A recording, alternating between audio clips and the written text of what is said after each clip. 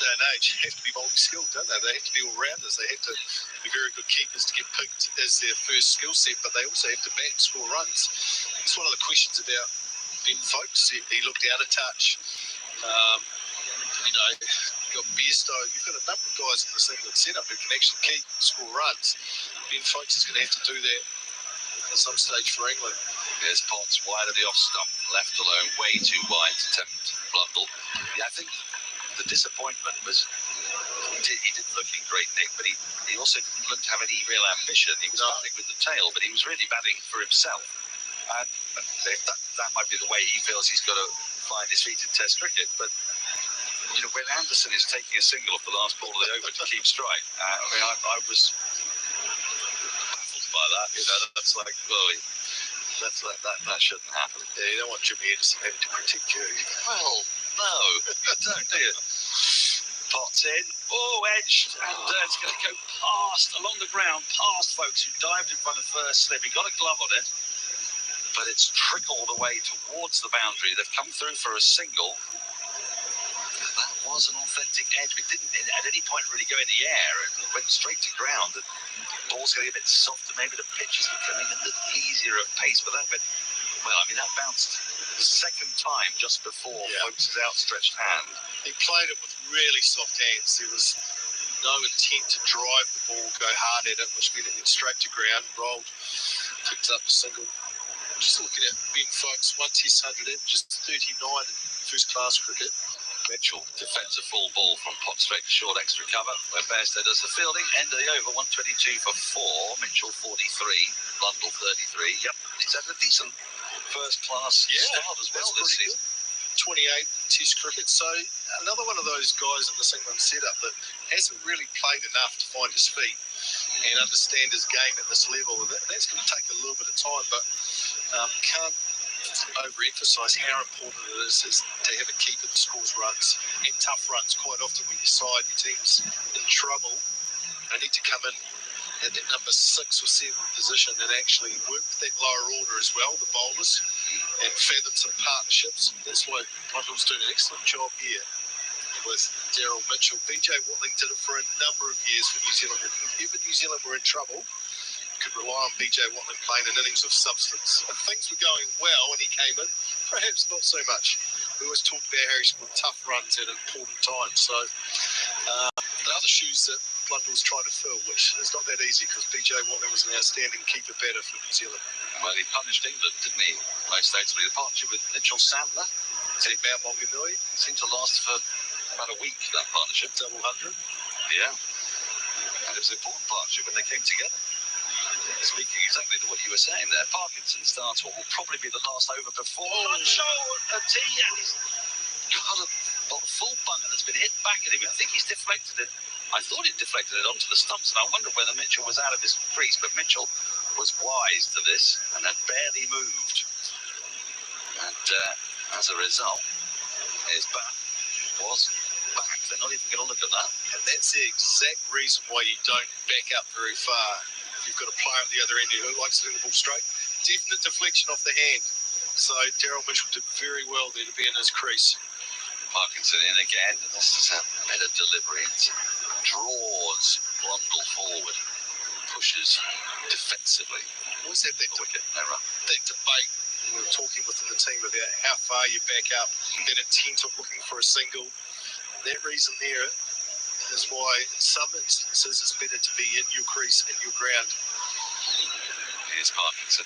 Again, forward comes Blundell defensively, pushes back up to the bowler this time, and there's no run. Is it perhaps more of a danger against the spinner?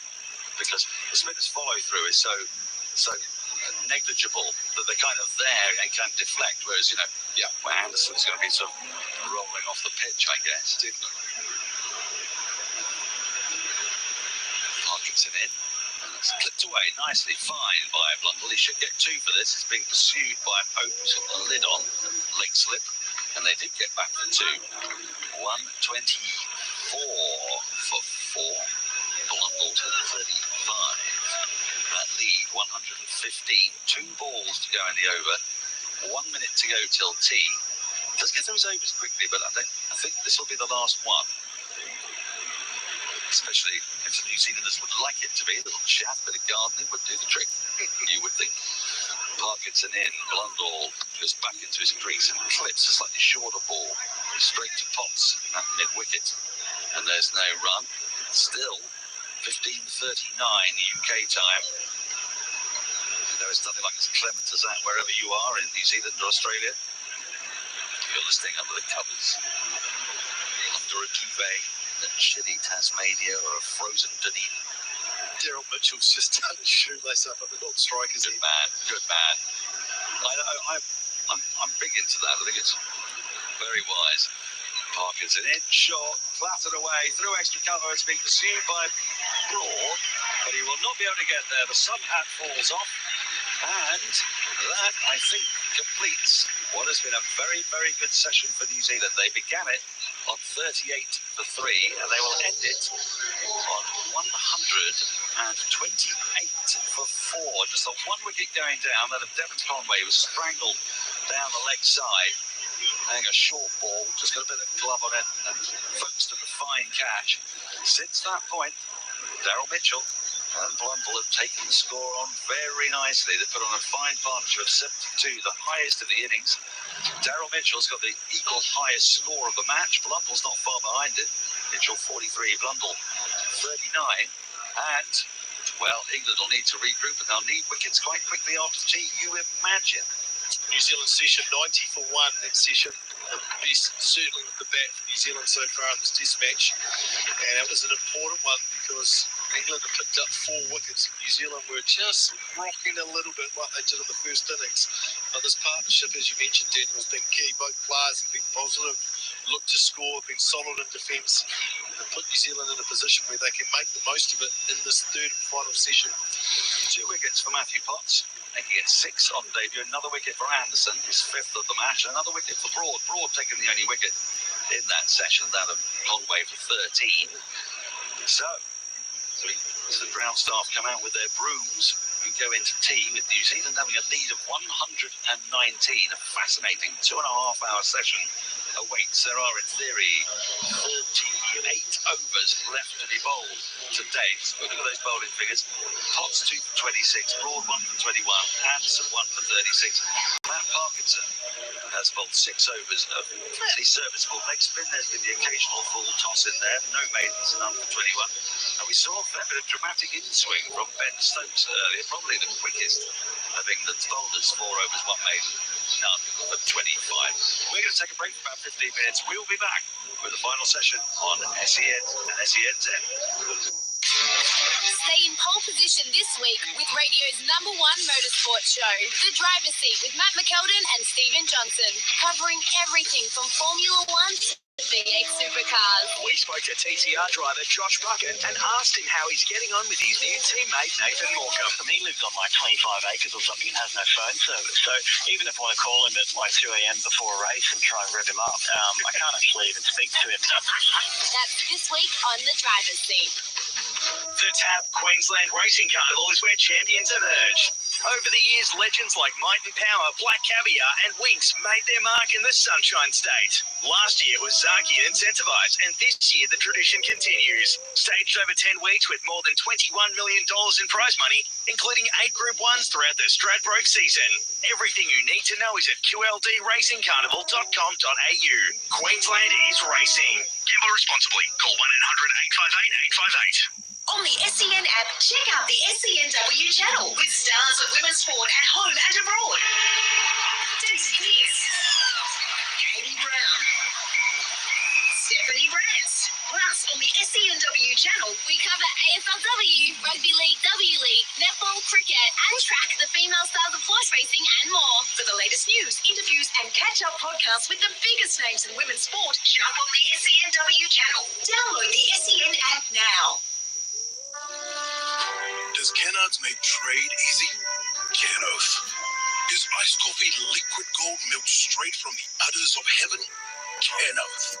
Do tradies deserve special treatment like a 2-hour delivery promise, equipment swap and service on site, and express load and go service and heaps more at their local Kennards hire branch? Cannoth! Head to your closest branch to get the Trade Easy experience. Oh, a good mark to Wilson. He plays on a full pace and kicks a beauty to Thomas. Thomas gives off to Harris. Harris closes in on 50. But wait, he's tackled by Smith. Or is it Williams? Williams scrabbles to the ball. Kicks it to a guy in blue who kicks it to some other guy in blue. Now some tall bloke has the ball. He kicks it to an even taller bloke. Kick. Handball. Kick. Don't miss the best bits. You won't miss a moment if you drink Wise. Proudly brought to you by Drink Wise. Join Caroline Wilson and Corey Perkin for their weekly podcast, Don't Shoot the Messenger, filled with their insights into the latest news and a little sport, good local tips, and plenty of recommendations on what they're reading, watching, and whipping up in the kitchen. It's not all bad news going into winter, everybody. These are my tips on how to take care of yourself and conserve yourself through winter. Ginger, it's the best in everything. Put it in everything that you cook. It ties up everything in a nice neat bow. All the downstairs characters get a major crack. Look, let's face it, Corey, we all cried at the end. The amazing fact is, A, he's denying it. B, nobody thought to turn off the screen. 9 or 10 ABC employees saw the entire thing, some of whom are receiving counselling. You'll find the Don't Shoot the Messenger podcast on the SEN app or subscribe where.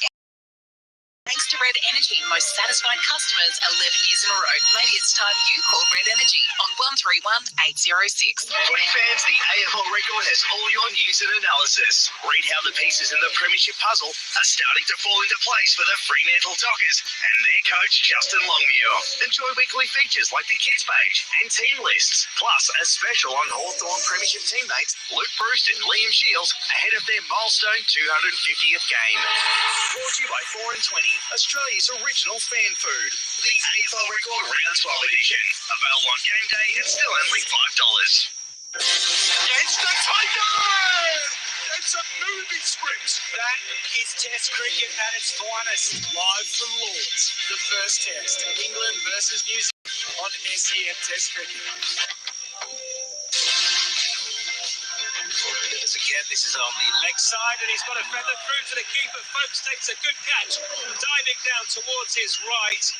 Oh, it was there to be hit. It was just short of a length. It wasn't a great delivery at all from Stuart Broad. Just need to be helped on his way, really. Anderson again. This is full driven and edged past the diving third slip and all the way down to the deep third boundary for 4 runs. Just out of the reach there of Johnny Bairstow. This is whipped away off the toes beautifully. No chance for Stuart Broad to cut that off. It was a deep backward square leg. This has gone just in front of square leg, in front of the grandstand, straight off the middle of the bat. Lovely flourish as well from Daryl Mitchell in playing that shot. He moves on to 34, New Zealand 86 for 4. Stokes it once more. This time, beautiful straight drive from Daryl Mitchell. That is as good as it gets. All the way to the boundary for 4 runs. You don't need to run for those. Again, it was pitched up. Again, looking for that swing, Stokes. We have seen 1 or 2 just tailing in at the last moment. They have been so reluctant, haven't they, to put Matt Parkinson in this test side. But here he is on debut. Gets a round of applause, a massive round of applause here from the supporters who are packing out Lords on this glorious Friday. The highlights there from the second session of day 2 of the first test between England and New Zealand. This is the tea break on SENZ Test Cricket across the SEN network. In other cricket news, the Australian team has landed in Sri Lanka ahead of their series commencing next week. White ball captain Aaron Finch spoke to the media yesterday afternoon about the security situation in Sri Lanka, Tim David's potential place in the team, and more.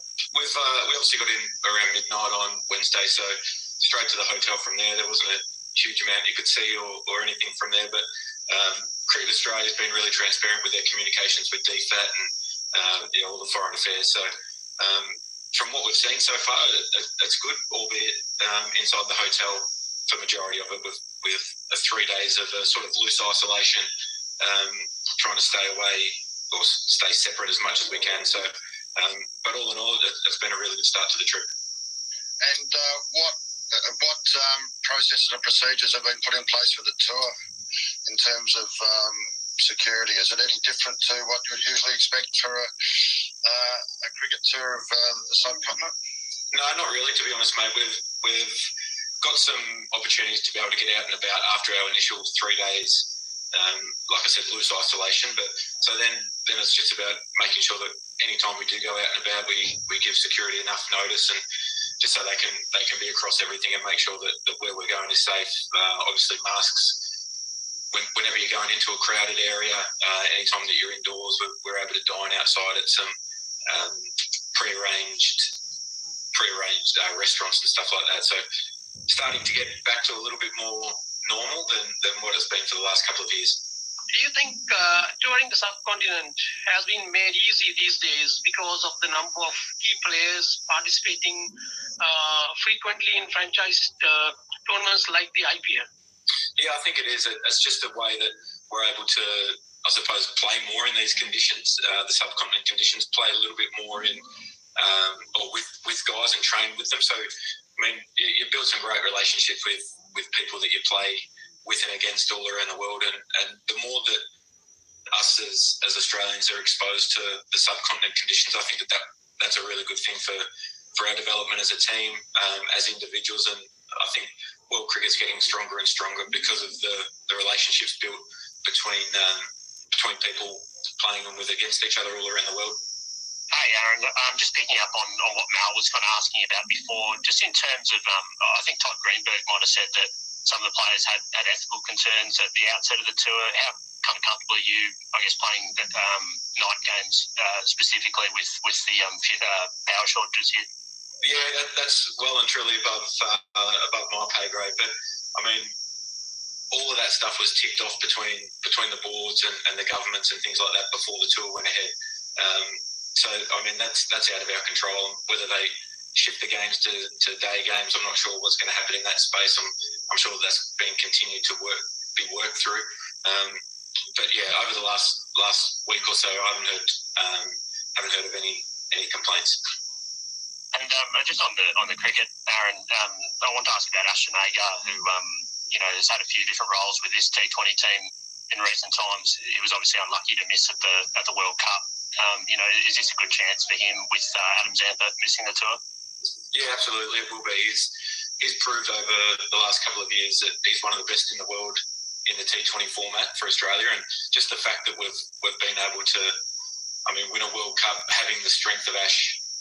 Not in the 11 all the time, I think is super for the group, I think, and what he's shown with his disappointment of missing out during that World Cup, his ability to bounce back and take his opportunities every time he's had them shows the character of the person, shows what kind of a team man he is, and he'll certainly get a lot of opportunity on this tour and to play that real frontline spinner role in both white ball formats of the game.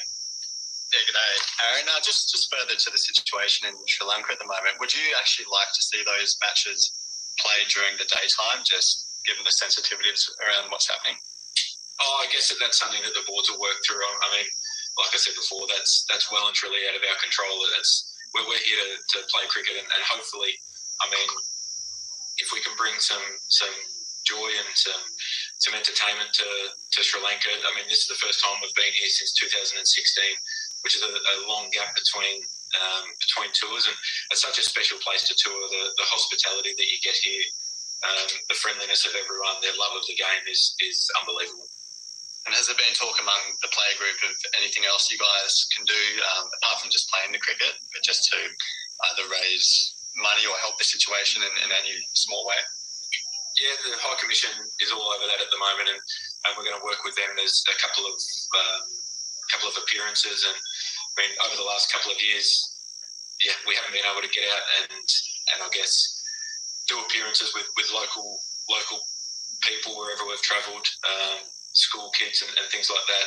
So that's going to be something that's starting to get back a little bit to normal. I remember in the last tour here, up in Kandy, we had an unbelievable experience with underprivileged kids, and that was something that you live with forever. So hopefully we can get back to that as soon as we can, and we can have a really positive impact here. What's your thinking with Tim David? It's rare that you bring in a sort of a T20 specialist without the basis of a sort of a first class career, but he's going pretty well in the IPL. Yeah, he's been fantastic for quite a period of time now through IPL, the PSL, Big Bash, Australian domestic cricket. he's someone who continues to improve all the time. And I think over the next, I think from here on, we're going to probably see more T20 specialists playing international cricket as well. And I think it's just going to be the lay of the land. I guess the specialised skills in T20 cricket are going to be something that will be more and more looked upon, especially with the schedule being as packed as it is. I think that we'll start to get, we'll be moving away from probably 3 format players over the next 5 or 10 years, because the demand on the international calendar is just so big. But yeah, he's someone who's definitely on the radar. He's been in fantastic form. Australian white ball captain Aaron Finch there. This has been the tea break on SEN Test Cricket.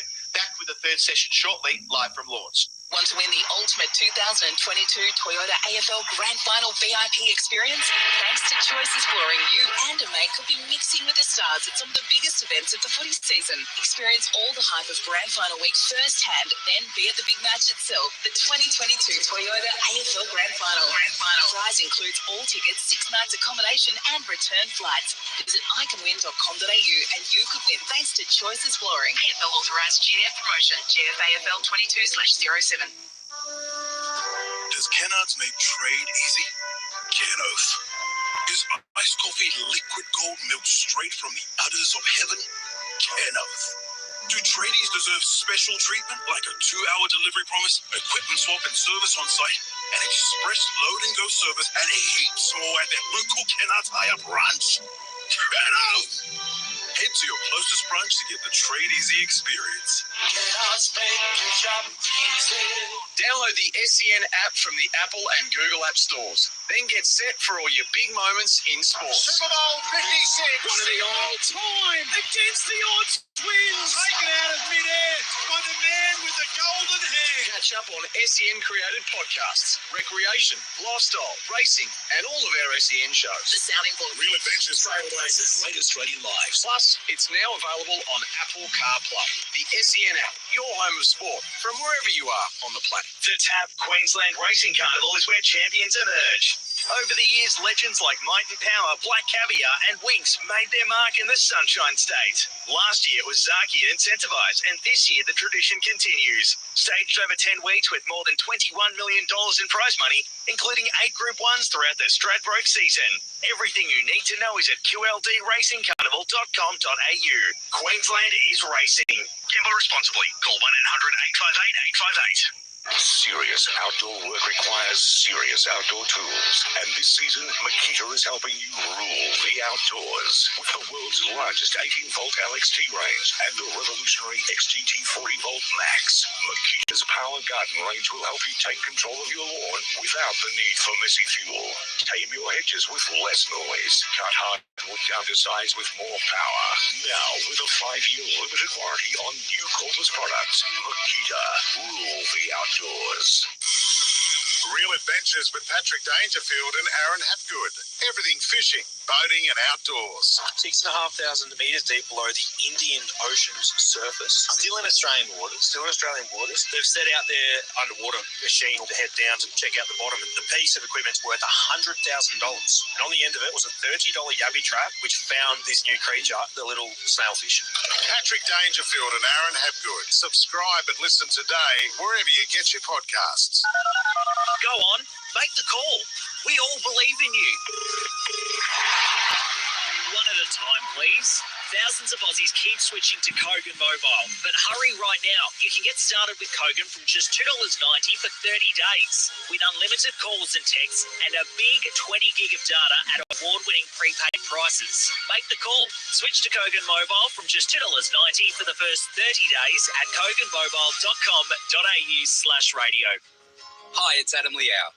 Australian Made Week kicks off on the 6th of June, and it's time to celebrate and support our local makers and growers all around the country. Buying authentic Aussie products with the Australian Made logo helps boost our economy, supports local business, and creates jobs right across Australia.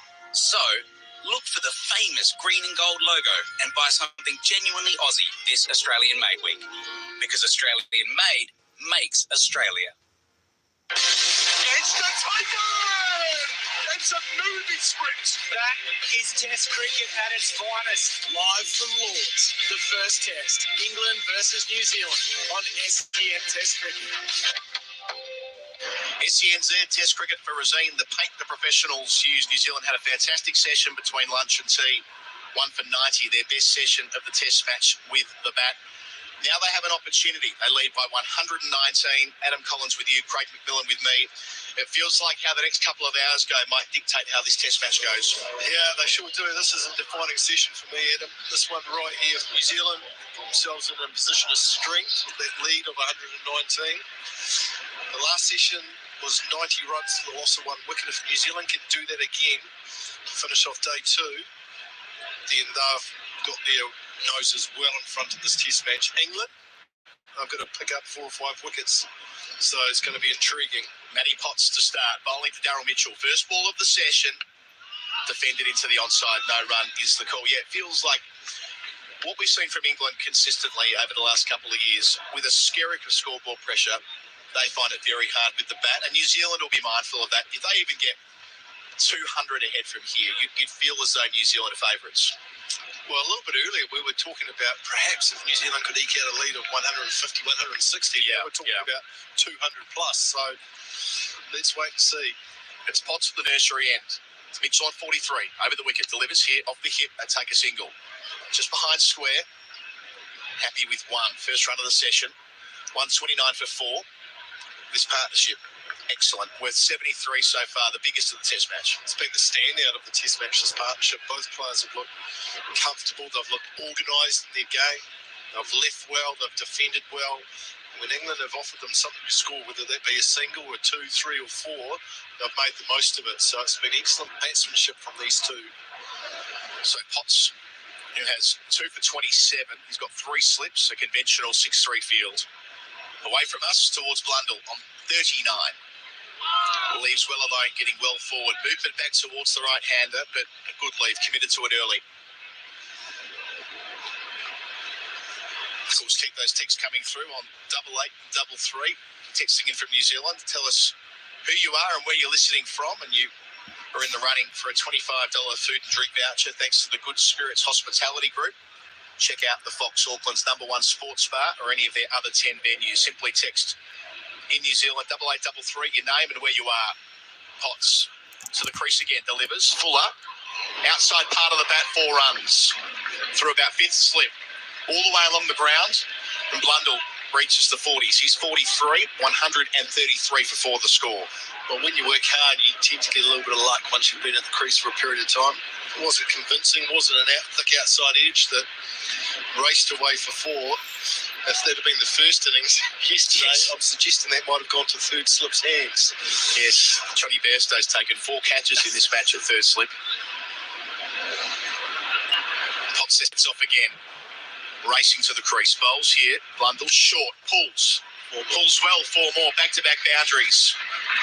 Out towards the grandstand. Nicely played. Got on top of the bounce.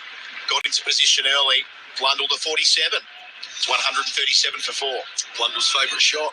Don't bowl that length to him. So good off the back foot. Loves a pull shot. Just dragged it down. And he was onto it very quickly. Dispatched it through square leg for 4. Nice swivel too, wasn't it, as he made contact. So, yeah, reinforcing your point that he likes it short. New Zealand now in the black by 128. Very handy runs in a low-scoring game. Potts delivers and Blundell goes back to defend. End of the first over after tea. New Zealand 137 for 4, with Mitchell on 44, Blundell on 47. So we've got the text line going as we do throughout the series. We've got Zaid listening to our commentary in Auckland late at night. Must be, what time now in New Zealand, Macca? It's probably 3 in the morning. Love it. We've got Kurt and his 8-year-old son, Ben, currently heading south to Wellington in the big rig, enjoying the commentary. Thank you, Kurt. That might have been from a little bit earlier in the evening. It's a long weekend too, Adam. Queen's birthday. Monday's a public holiday. Okay, as it is in some parts of Australia, the quirk of the Queen's birthday holiday is that it's nowhere near the actual Queen's birthday, of course. It's just a date they agreed on about 80 years ago to start holding it around this time. It started before this Queen was Queen. I mean, it's an odd public holiday, but we'll take it. No concerns about a long weekend. Stuart Broad will get first crack from the pavilion end after tea. He's got 1 for 21 so far. The wicket of Devon Conway in the middle session caught down the leg side.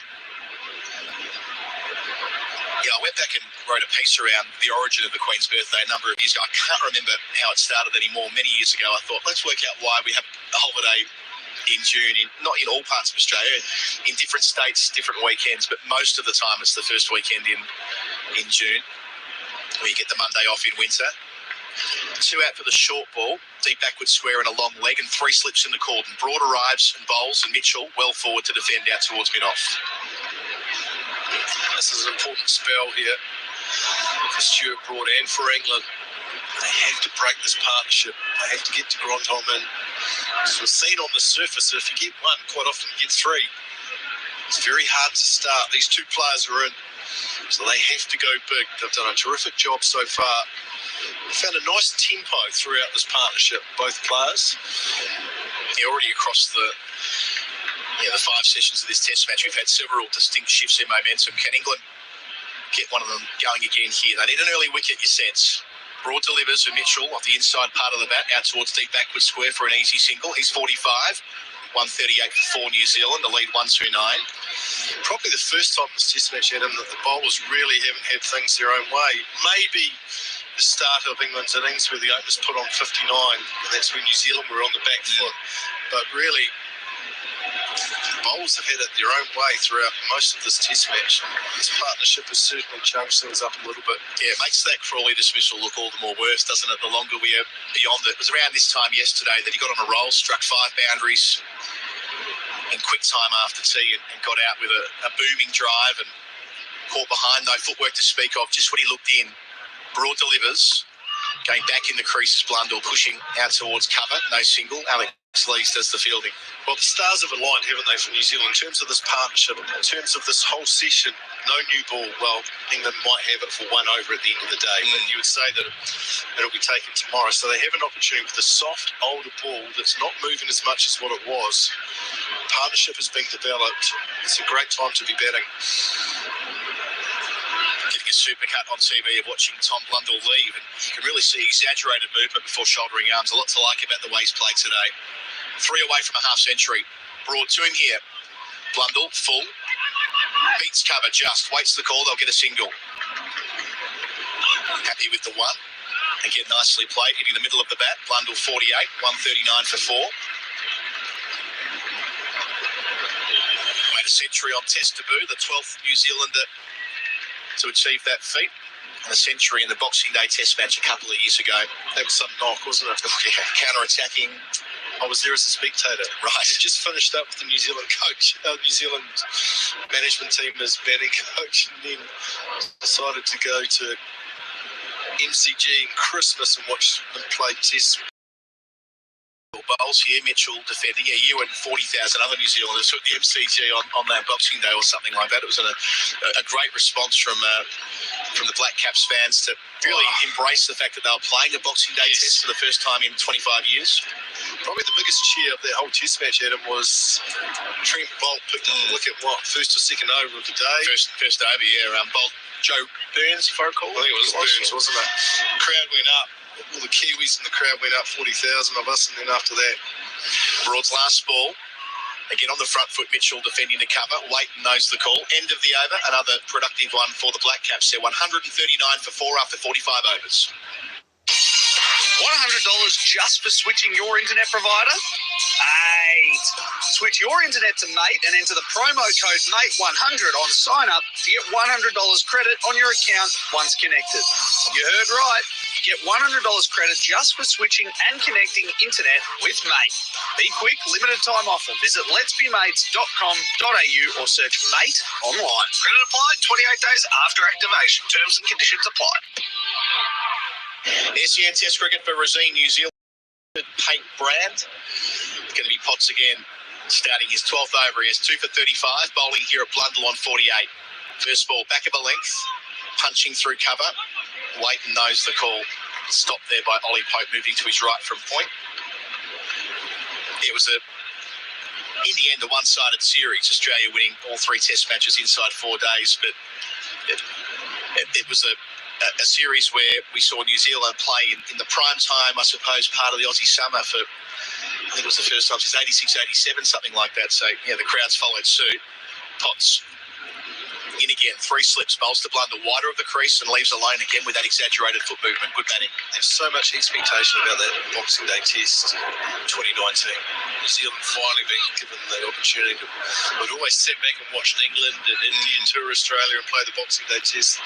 And so the expectation was high. Obviously, we've done well in white ball cricket, been to a World Cup final. And unfortunately, the team just didn't show up.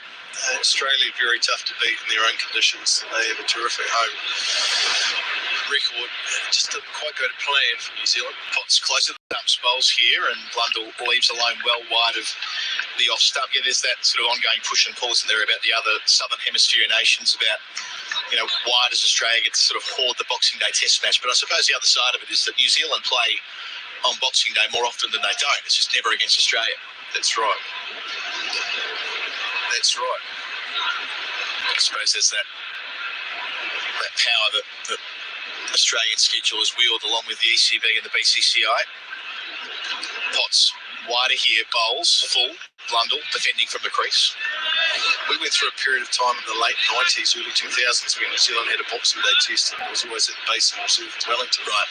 And that was New Zealand's premier cricket ground, and they were an event. It was something that the players used to really look forward to. And so that lasted for probably 4 or 5 years, and then schedules and whatnot changed and got taken away. Potts bowls here over the wicket, beats the outside edge of Blundell. Not quite the footwork there, didn't get forward, nearly ended up feathering it through to the waiting cordon. Lucky to survive, really. That was a get-out shot. I often wonder how far away or how long that will be until we actually play cricket on Christmas Day. It has happened sparingly, and I think Australia, Jared will confirm this, played their test against the West Indies where they played on Christmas Day in the 50s in Adelaide. That's a wee while ago. But that's some time ago. Potts delivers. Last ball of the over. Blundell, inside edge. Out behind square, gets a single, retains the strike. He's 49, New Zealand. After 46 overs, a 140 for 4. The TAB Queensland Racing Carnival is where champions emerge. Over the years, legends like Might and Power, Black Caviar and Winx made their mark in the Sunshine State. Last year it was Zaki and Incentivize, and this year the tradition continues. Staged over 10 weeks with more than $21 million in prize money, including 8 Group 1s throughout the Stradbroke season. Everything you need to know is at qldracingcarnival.com.au. Queensland is racing. Gamble responsibly. Call 1-800-858-858. Trying to get the ball changed. If you can't get a wicket, try and get the ball changed. It's a fairly big part of the modern game. And to be fair, the ball has been changed a number of times so far in this Test match as well. We've seen it loads in county cricket. There's been an ongoing debate around the Duke's balls this year. Broad starts the fresh over. Blundell gets behind it, defending out towards mid-on. He's actually on 48. The last ball of the previous over was signalled a leg by. But we've seen some criticism of the Duke's balls this year, saying that they are a different shape to the normal ball. I mean, I find that hard to get my head around, and thus they're this batch have had more of a chance of getting knocked out of shape than those in previous years, previous vintage, I suppose. And that came from Stuart Broad too, didn't he? He's played a number of matches. Yeah. For Notts. Well, a game that Durham played, they got to change 7 times in one day. Stokes played in that game. Broad delivers. Blundell. Well, he's been hitting it out of shape in all the county matches he's been playing in Stokes. That particular innings, who was that against Worcester? I feel very sorry for the young fella. His name is Josh. Left arm spinner from Worcestershire. I know his first name's Josh, can't remember his last name. He's 18 years of age. He doesn't want to be remembered anymore. Here was my thing on that. He was 10 metres away, remembering the Stokes hit 5 sixes, then a 4. So he was, and the 4 was 10 yards away from clearing the rope at long on, which would have made it 6 in the over. Broad up to the crease, 3 slips. Blundell defends from the line of the middle stump again, out towards mid-off. Had he been hit for 6 sixes, he would have a job as an after-dinner speaker for probably the next 50 years. He'd always be up on stage. Malcolm Nash was, who was hit for 6 sixes by Sobers in 1968 over at Swansea, and it's only been done one other time in first-class cricket. And Ravi Shastri did it in the Ranji Trophy in the mid-'80s, and that would have been the third time. Instead, he's receiving a sympathetic text from Ben Stokes later that night. He sort of lobbed it up and given it some air. Broad delivers, and Blundell comes forward, pushing out to cover. What could have been? That was some serious hitting power, wasn't it, from Ben Stokes? That was some innings. That shows what an X-factor player is. And I don't think it matters what New Zealand set England. They will do their very best to chase down whatever the number is. When you've got a player like Ben Stokes in your lineup, anything's possible. And he loves batting at Lords as well. It was Josh Baker, the name of the poor spinner from Worcester a few weeks ago, on Stokes' return to Test cricket. He went from 50 to 150 in 35 balls. So Broad towards us, pavilion end, also towards Blundell on 48. Closest to the stumps, bowls here, Blundell plays it down towards mid-wicket from the inside part of the bat. So a change in strategy here from Stuart Broad, trying to attack the stumps in this over. Yeah, I like it. To pull his line a little bit straighter. He's got protection there, a bit wicket as well. Mid on, wicket, square leg and fine leg, so 4 on the onside. Bringing the stumps and LBW into play. Remembering in the first innings, Tom Blundell played on from Matt Potts. Inside edge, he played on. That straighter delivery was the one that got him out. So I don't mind this from England at all. Sun's out again here at Lords. Broad finishes over. Up to the crease. Delivers here. Blundell again from middle stump. Inside part of the bat. Out towards leg gully. Excellent over from Stuart Broad. 47 bowled. New Zealand stay on 140 for 4.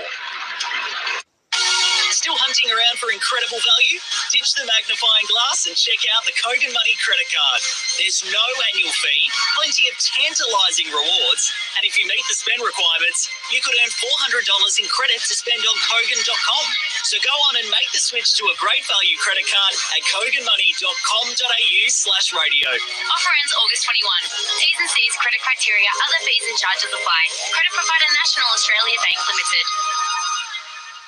New Zealand lead by 131. They've started well after tea. Mitchell 45, Blundell 48.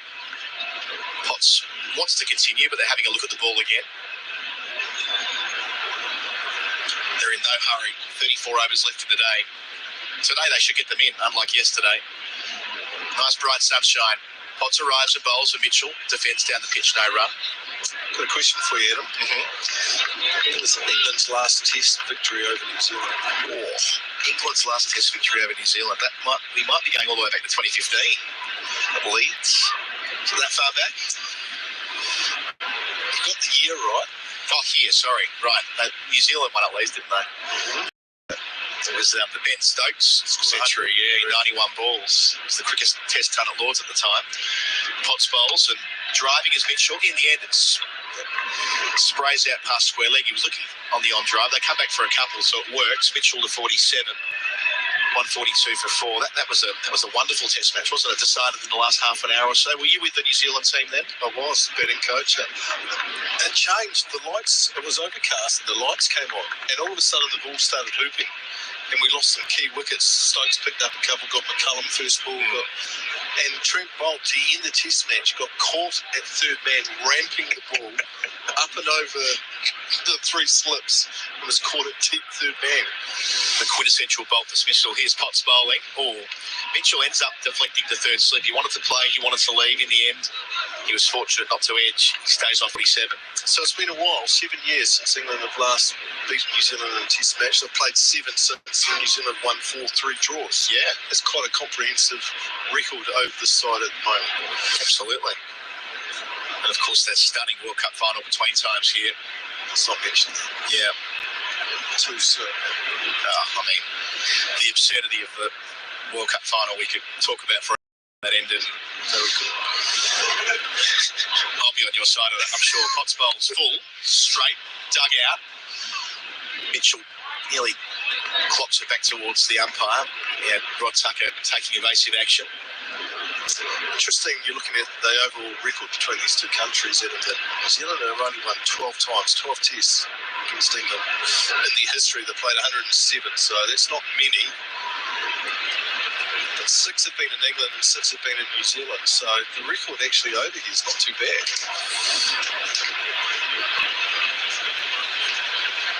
Pots up to the crease, bowls here. Ooh, that's just not put up at all. It goes past the edge and out of the gloves of folks, which you don't say too often. But the thing is, it bounced nearly a couple of times before hitting the wicketkeeper's pads. They get through for a bye.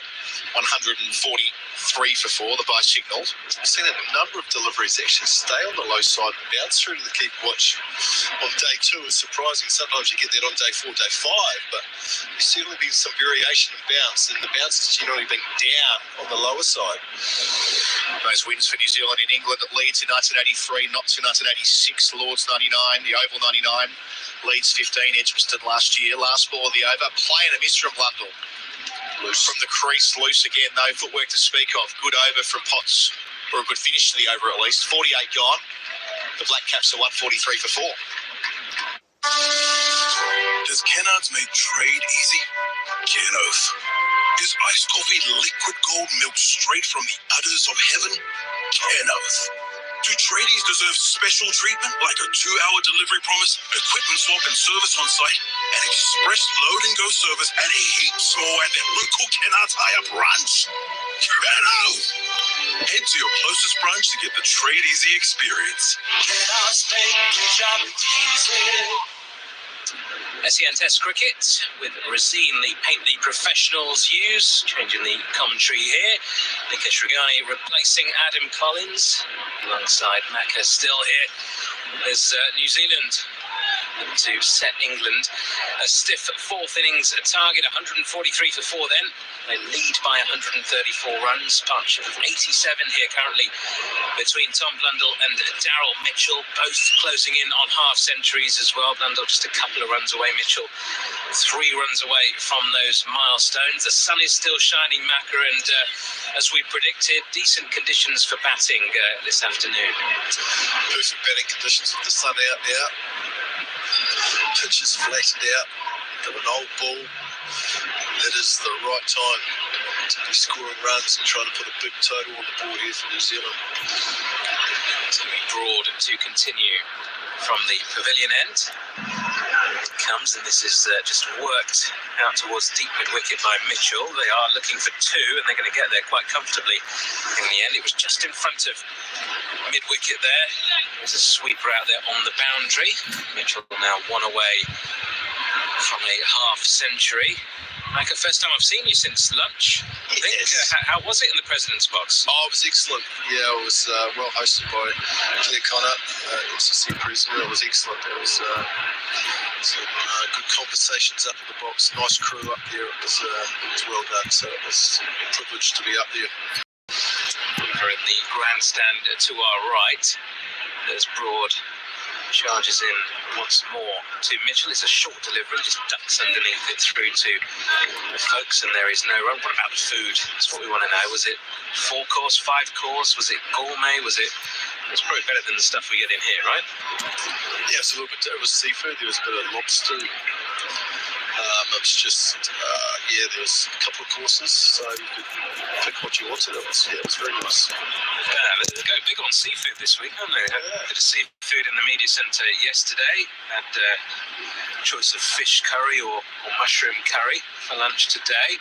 Orders in once more, and another short delivery. Again, just thinking about having a hook at it, Daryl Mitchell, and then pulling out at the last moment, ducking underneath it through to folks. Just thinking that we haven't seen too many bounces, have we, this test match? And I know that the ball's been moving around, so there hasn't really been that need, but just turn a row from Broad. Mitchell does enjoy playing a pull or a hook shot. We saw a number of dismissals in the New Zealand first innings get out to that delivery, so it might be just a couple of overs and some short stuff. Yeah, well, we saw Stuart Broad on the receiving end a few times, didn't we? It tends to be all the time now, doesn't it? We know about his weakness against that short delivery. Being hit more than 8 years ago. This is Fuller.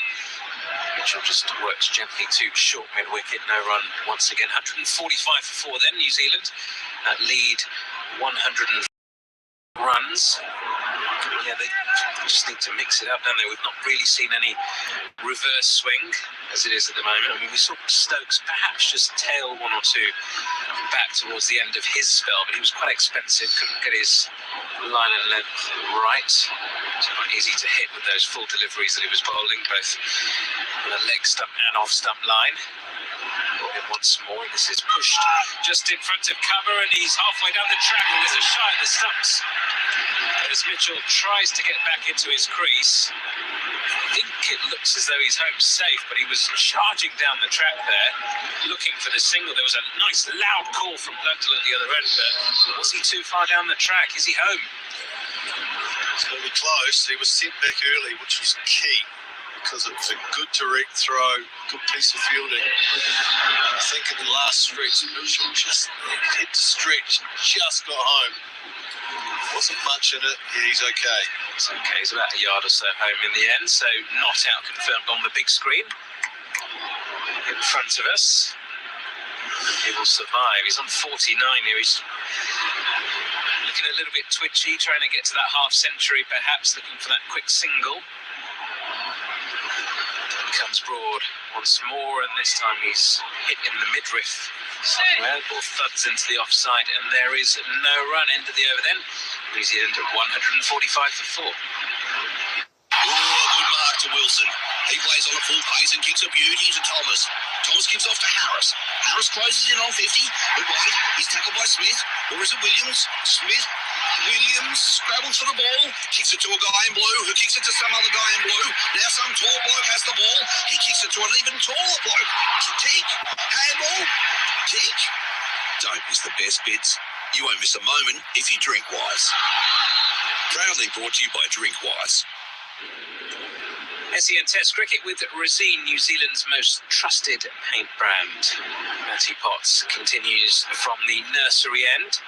He's in here, and there's a play and a miss here from Blundell. Maybe just pulling his bat away at the last moment. Just hung it outside off stump for a moment or two. We've seen quite a lot of that, haven't we? Just pushing at balls outside the off stump. I mean, maybe we're given the benefit of the doubt of pulling away just in time there, Blundell, but it's a common theme in this test match. Yeah, it's a nice piece of bowling. It's a nice delivery that's just gone away from the New Zealand right-hander. This is a good week period. These last couple of overs have been very good from England. Just got to keep it nice and tight, keep attacking in that channel.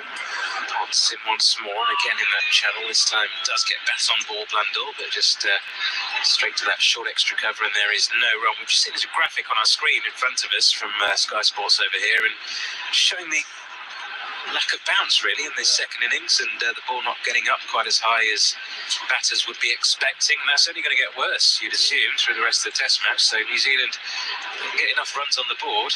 Could be an interesting chase as far as England are concerned, as Potts is in once more. This is worked leg side to short mid wicket, no run. Yeah, we've seen a number of deliveries stay on the low side, haven't we, already on day 2 of this test match. And the other thing about it is when you hit a new ball, it's a bit harder. That's when you get more variation in the bounce. So that's why these runs this session is so important for New Zealand with this older ball. Dig in, these two continue on. Really put their foot on the throat here. Take charge of this test match. England bowlers are starting to have to come back for their second and third spells, so it's starting to get some wear and tear in their legs. Potts, as the umpire delivers, is very full. It's driven beautifully square, almost directly square, where a point would have been fielding had there been one in place. Lovely shot though. It was wide, it was full, it was asking to be hit really. But he's brought up his 50 in style. Blundell moves on to 52 from 101 deliveries, raises his bat to his teammates in the dugout. Into the applause around the ground. It's been a fabulous innings so far. Sure has. Terrific knock from Blundell. Done the job for New Zealand. And just under 2 hours, faced over 100 balls. 5th test match, 50 for the New Zealand wicketkeeper batter. It's coming at an important time. A couple of hundreds to go with that. It is 18-match career so far. As Potts charges in again, and this time is a straighter delivery, just defended to mid-on for no run. 149 for 4 then, that lead 140. I mean, there was a bit of talk, Jeremy was saying it as well, that it might have been they may have been tempted to push de Grandam up the order, given what he did in the first innings, and maybe play around with it, but they've gone with Blundell here, and it's paying off so far. This partnership worth 93 now. Yeah, it is. I think de Grandam's pretty much stuck in that number 7 slot where he can play with some freedom. Potts, and again, this time outside the off stump, left well alone by Blundell. So that's the end of the over. New Zealand, that leaves still 140. They are 149 for 4. Hear the major moments in sport crystal clear anytime, anywhere on the SEN app. He's got it! 1,000 goals for Buddy Franklin! He cuts in onto his left foot, has a shot, it's in! On air, podcasts, live sport, news, video content, your city, your town. And the right horse gets the job done! Download the SEN app from the Apple and Google App Stores. It's also available on Apple CarPlay. The SEN app, your home of sport, from wherever you are on the planet. SEN Test Cricket with Resine, the paint the professionals use. Back with Nick Estragani and Craig McMillan here at Lords. Stuart Broad continues from the pavilion end. Bowling here to Daryl Mitchell, who ducks underneath a short delivery. It's through to Folkes. There is no run. I mean, as a batting coach, Macca, you know, you've been in that role fairly recently. From an England point of view, you'd probably be telling your batters who have been struggling of late, no matter who comes in really in that top 3, it's been Joe Root and nobody else pretty much for the last couple of years. Watch how these two have played. Well, quite often when you're in the field, you can learn from the opposition by watching what they do. It's something you've got to think about. Broad again, and this is again defended to extra cover this time. No run. I mean, they've been watchful, haven't they? They've taken enough time, but they've looked to attack the balls that are there to be attacked. I mean, we saw some intent from Blundell in particular when the spinner came on. Parkinson didn't sort of take him to the cleaners or anything, but the intent was there, looking to make the most of any potential scoring opportunities. And, you know, they've played at a good rate. They're both striking at around 50, but nothing too extravagant, just played the ball on merit. Nice and composed. A nice tempo to this partnership. As Broad is outside the off stump this time and left well alone by Mitchell, who remains on 49 here. Both players have left well and have also defended well. Nice straight back. They have pushed wide. We saw a number of errors in that first innings, so it's nice that they've been able to make those adjustments from the first innings, a number of these players. And certainly the surface is tending to stay on the low side now, making England bowlers work very hard for their wickets, just what New Zealand needed. Broad is slightly fuller on the pads this time. It's just flipped out towards deep backward square leg, and that is 50 for Daryl Mitchell as well. The ball is ring around the ground. The New Zealand players and coaching staff up on the balcony once more. They applaud their man as he raises his bat. That is a good feeling, isn't it? Your partner's just got 50 down the other end. You've just clipped one off your legs, brought up your milestone as well. 4th Test 50 for Daryl Mitchell. Just his 10th match. 100 to go along with that as well. And they're closing in on a 100 partnership as well. It's worth 94 as things stand. 150 up for New Zealand, and this one is left alone by Tom Blundell. So, yeah, 2 milestones. 150 for 4 New Zealand. That lead 141 now.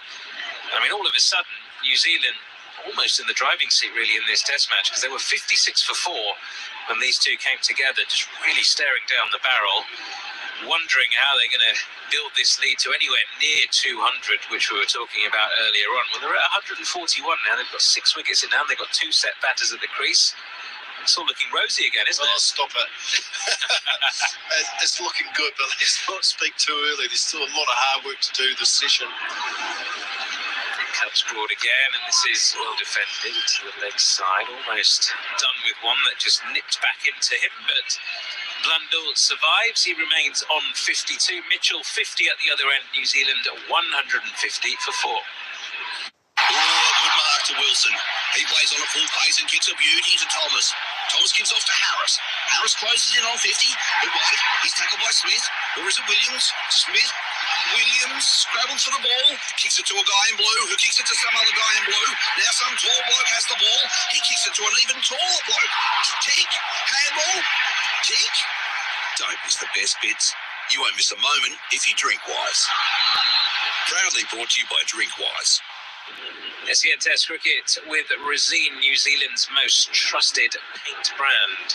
Looks as though we're going to get a change in bowling here. Jimmy Anderson has taken his jumper off, his cap has been removed, and he will be coming into the attack to replace Matty Potts at the nursery end. And Macca, as you were saying, in that previous over, that last delivery from Stuart Broad, another one just keeping a little bit low. We're into day 2 of a test match here at Lord's. I mean, it's almost sort of day 3, day 4 in terms of the context of the game. It's moved on so quickly. We're into the third innings here. New Zealand have lost 4 wickets in this third innings, but you wouldn't expect a Lord's pitch to behave like this quite so early. No, a number of deliveries have stayed on the low side, which I think would be encouraging for New Zealand.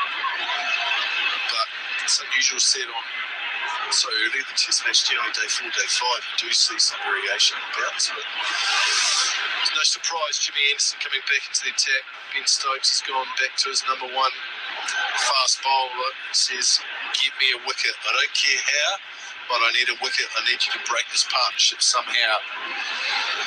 Interesting that there's 3 men on the boundary for Anderson. He's got a fine leg, deep backward square, and a deep cover point now. Anderson then comes in to bowl, and this one is just defended by Mitchell to extra cover, no run. +3 slips, so it's almost your orthodox in the outfield protection if you hit square of the wicket. Mitchell is good enough to nick one, then I've got 3 catches waiting for that nick. So in our field there's opportunities for singles.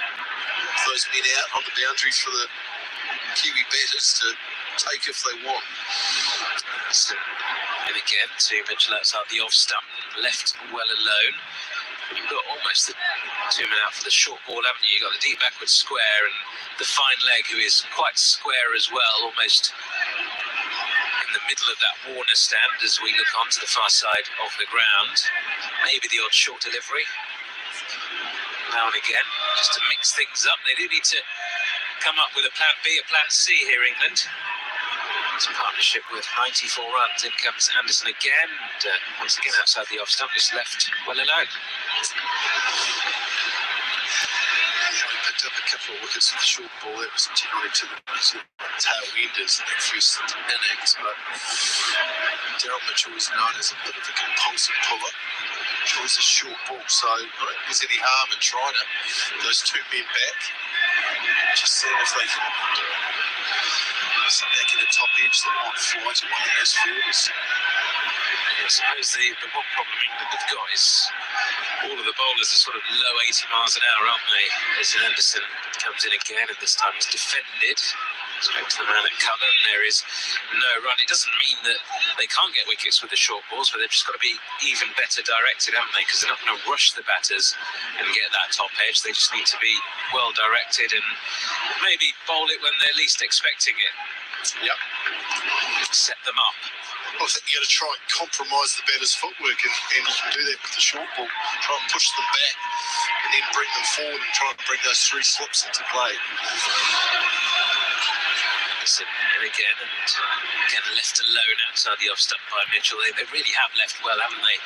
You mentioned it earlier, and we didn't see enough of that in the first innings. And New Zealand, had arguably the better of the conditions, really, winning the toss, deciding to have a bat first on the first morning at Lord's. The sun was shining and the pitch was fresh.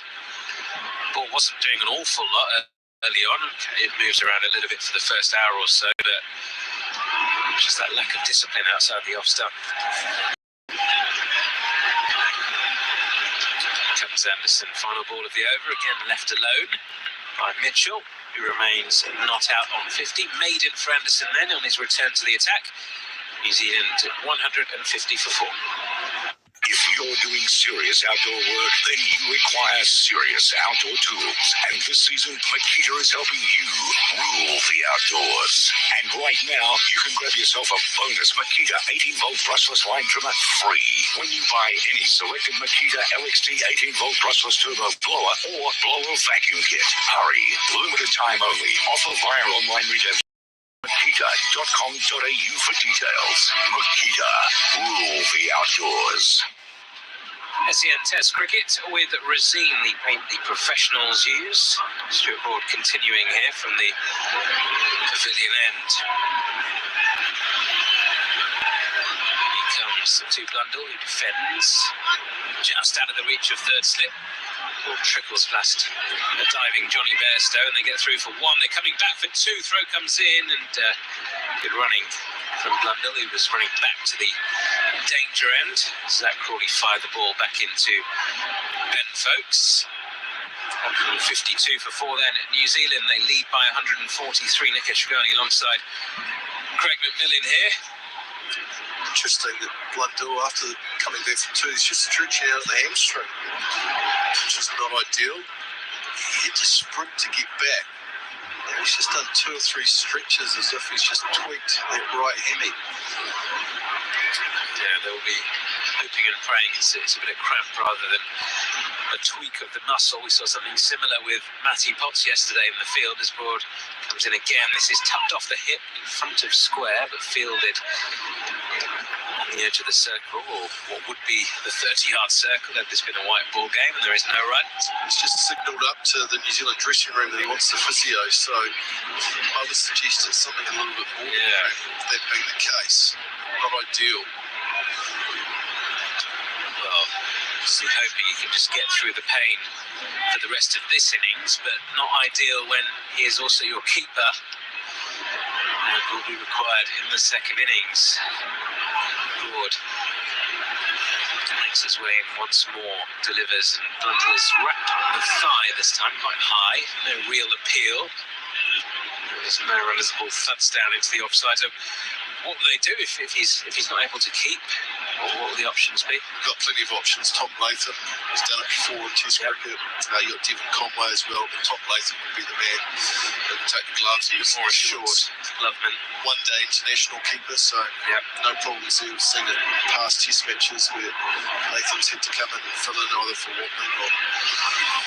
But, he doesn't look comfortable. He's effective as batting too, so that's an issue. Broad in again. This is full on the pads and whipped away beautifully with some fantastic wrist work. It flies away to the square leg boundary.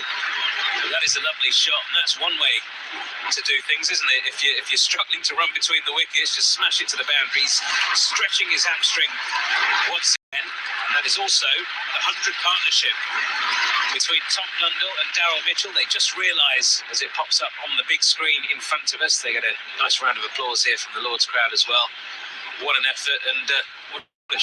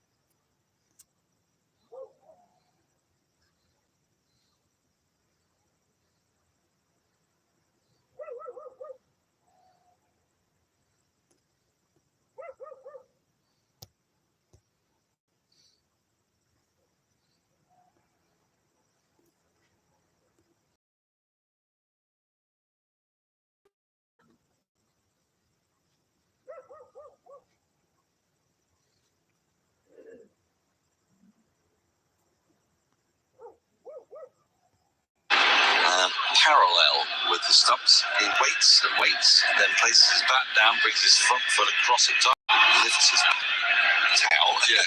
I think the minute we saw him come on, that was my first warning sign that they realised that this pitch had changed. Yes. Or the conditions have changed. I still think it might just be the middle of the day. As we get towards stumps again, we might see a little bit more movement and help in the surface. Although this ball now, whereas New Zealand had a slightly newer ball when they hit the sort of last hour and a half last night. Yeah. But, you know, I think I can't remember if I was on with you and Nikesh earlier. I said that middle session was the session we weren't going to see as many wickets in. If it follows the pattern, we might see a couple tonight before stumps. We might. I mean, for England, that's a very tricky period. 7 overs left. They've got to try to take wickets, obviously, but they've also got to try and keep that scoring rate down and hope that tomorrow, when it's supposed to be a little bit more overcast, a bit more dampness in the air, and with a new ball and with bowlers that are rested, they can return the game to its normal idiom. As Stokes is in, and a short pulled at by Blundell. Ollie Pope, I think it is. Leg ducked instantly, and the ball barely reached him. It was right off the under edge of the bat. Might have been the queuing, was it? Because it went to mid on him. Yeah, it did, yeah. So it's nothing like ducking at short leg and then having everyone tell you that the ball is going past you. Yeah. Look up. Stokes rushes in. Right arm over the wicket, short again, and that's been pulled round the corner, but really nicely controlled by Blundell along the ground down to deep back of square. And oh wow, what a field! We've got to tell you the field.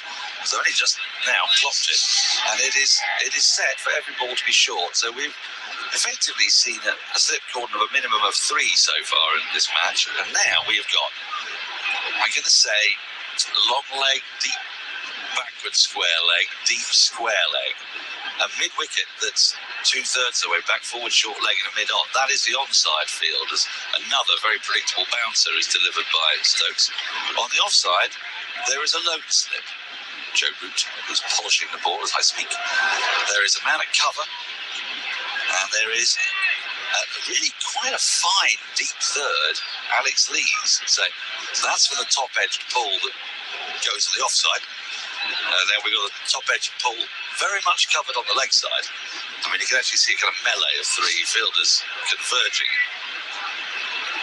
Potentially, Stokes comes in to deliver another short ball, which has been smacked straight at Ollie Pope. Did that hit him on the full? No, I don't think so. I think it went into the ground, didn't it? Take a look at the Chemist Warehouse replay, and I'm pretty sure, that did go into the ground.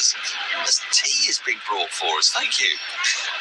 Oh, magnificent. 5 sandwiches and a big slab of cake. That looks good. I need to get my hands on some of that cake. This is is probably yeah. Stokes in to deliver another short ball, and this has gone scooping in the air just over Broad. He nearly worked this plan. Darryl Mitchell with a loose shot that rushed him, and it hit, I think, high up on the bat. He was very lucky because Broad is there almost for that miss hit. I mean, there's essentially there are 6 fielders set for different types of miss hits, and Broad was perhaps just in. You might argue that Broad's actually drifted in a couple of metres too far there, because if he's going to be there for the miss hit that goes straight, he can run in for it. And in fact, it just looped over his head. Mitchell gets a single. 158 for 4. Stokes in to Blundell. Another short ball whacked out to deep square leg. And there'll be just the 1 run. Blundell will pick up the single at the end of the over. He moves to 60. New Zealand 159 for 4. If you're doing serious outdoor work, then you require serious outdoor tools. And this season, Makita is helping you rule the outdoors. And right now, you can get yourself a bonus Makita 18-volt brushless line trimmer free when you buy any selected Makita LXT 18-volt brushless chainsaw kit. Hurry, limited time only. Offer via online redemption. Visit makita.com.au for details. Makita, rule the outdoors. Welcome back. Test cricket on SENZ, right across the SEN network. Day 2 of the first test. England, New Zealand at Lords. So Anderson is bowling from the nursery end with 3 slips of quite a conventional style. Stokes at the other end is bowling bumpers. Here is Anderson starting a new over, covering up in defence. His Blundell pushes it up to Broad at mid-on. No rub it. Nearly worked, didn't it, Jared Kimber? Yeah, I think it's, if you're a New Zealand fan, it's basically the Neil Wagner field. Maybe one extra person on the offside. Doesn't always have the extra fielder out there, but very similar to what he did. I don't think mid-on's in the wrong position. I just think that I don't think you would expect a mishit to go that far at mid-on if you're playing that shot. And I think what they wanted the cloth to mishit, and he extra clothed it. Anderson in outside the off stump, left alone. There's no run. I just think that you've got a bit more leeway at mid-on with the cloth, because you're walking in anyway and your momentum's taking you forward. So if it's going to fall a little short, you've got time to get there. See, I think that fielder is specifically there for the one that's really floppy. Yeah, and I think in that particular case he managed to muscle it a little bit more. But I don't think either of us are wrong. No, I know you mean. Anderson in outside the off stump, left alone, no run. For a man of 39, Anderson is very willing at the moment to bowl extra deliveries that will never, ever be played at. And that shows a commendable determination to just keep bowling for as long as possible. Well, he's not thinking he's going to have a long test, is he? Well, I suppose he's not thinking that. But they pick up another wicket or 2 before close of play. It might be a bit longer than they were hoping. Here is Anderson. That's straighter and defended by Blundell. Up to Broad with sun hat on. And the sun is out. Yeah, I do think that Stokes' field really tells you what is going on with this pitch at the moment, and also this partnership and this ball and the ball as well. Yeah, because we really, even when we saw some short balls at some of the New Zealand tailenders in the first innings, there was still 3 or 4 slips in place. Yeah. Here's Anderson. That ball is definitely rolled his fingers over that ball, and it's just gripped slightly and gone down the slope. But Blundell has no interest in playing at it. I mean, that's still genuine movement. I don't know if that is seam or swing. Just having a look at that. So that looks seam, well, or at least something off the pitch. Yeah, it might just be just hitting a divot or a bit of unevenness of bounce.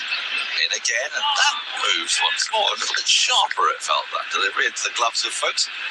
So an over that was barely played at has come to an end. Blundell 60, Mitchell 51, 159 for 4.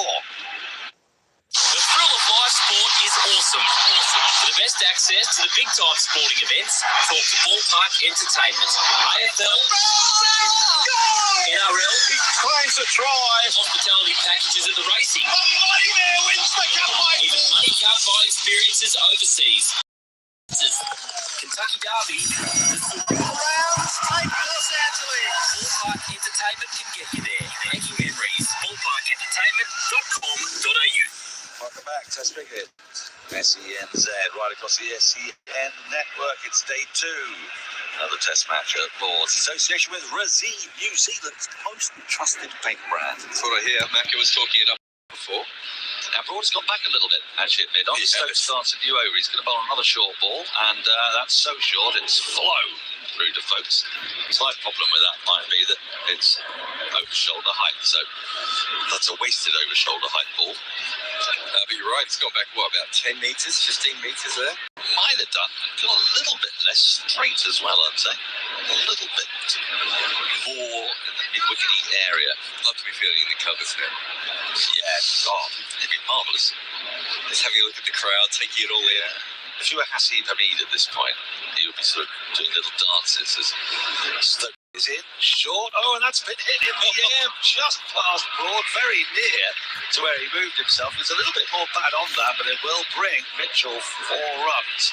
Only just, it's going down the slope, and it's just dribbled into the boundary sponge. A straight, deep mid-wicket. But a couple of yards away from Broad. Do you know what? If he was standing where he was before, he gets a hand on that. I'm not sure he could catch it because it was hit so well. He would have had to dive to his right, but because he went back on a slightly straighter angle. Yeah, true. So it'd be really interesting to see what Stokes does here. Is Stokes a ball following captain? Because we've already seen him move brought back once when the ball went too far. No, he's keeping him there. That's fair. Right. Here's Stokes from the pavilion end. Short, pulled nicely round the corner in more controlled fashion this time by Mitchell down to one of the two long legs. The dueling long legs. The dueling long legs. Yeah, I mean, I suppose what we might do is we might decide that one of those is a fine leg. This one's fine, isn't it? This one's fine, yeah. We've got a fine leg, a long leg, and a deep square leg, I think. I think that's fair to say. And obviously the deep square leg's just in front of square. Otherwise it would be a no ball. That's absolutely correct. Which is an absolute travesty, and something for which I blame the entire nation of Australia. But it's got nothing to do with us. It was off spinners and off cutters in England where the law actually changed. It wasn't changed around bodyline. You know this.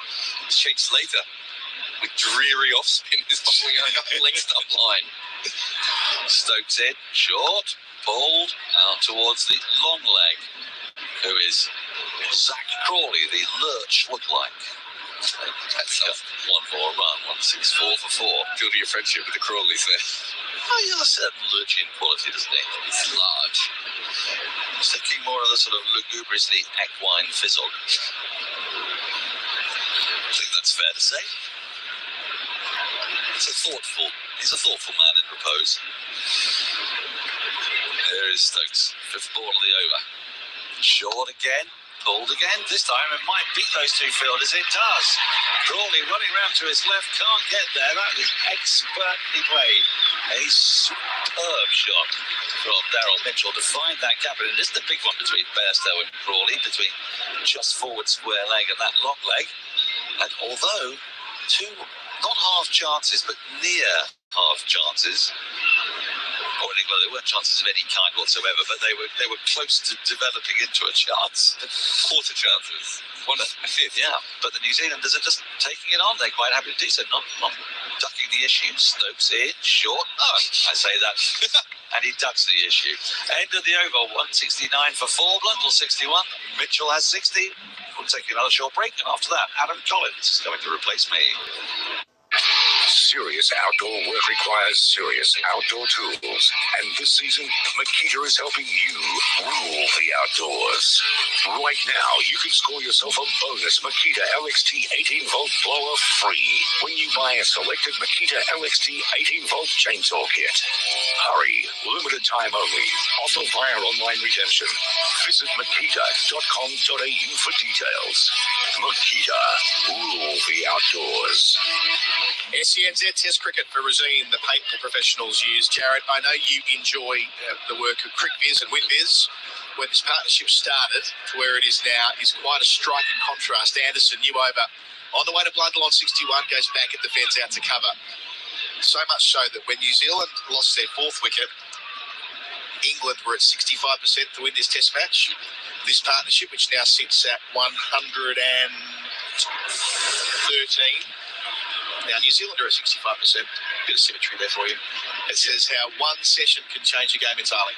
Yeah, and also it's about when you get to bat in that middle session. Yeah. Where England had to do it.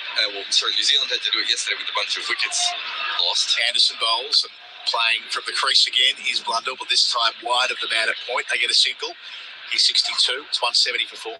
And England haven't really had to bat at all in the middle of the day yet, which just, whatever reason, the pitch just looks a lot easier to play on. With the sun out now, New Zealand might be able to get through to stumps without the ball playing too many big tricks. It's still moving,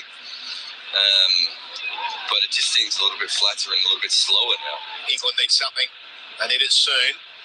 Anderson bowls to Mitchell, who defends back down the pitch. So leads up to 161 on the basis of what we've seen of England in, well, I was going to say the last 18 months, the last 3 or 4 years under the Root captaincy more generally. If there's a 2 in front of it, that's going to take some chasing. Oh, yeah, they might already have enough. For being honest, the way England bat. I think that Stokes over is really disappointing as well. They have 4 fielders out on the boundary, another one halfway out to the boundary, and they're still a couple of fours here. That really hurts. Still 2 out on the leg side for Anderson. This is Fuller, driven straight to the man at cover. No run there for Mitchell.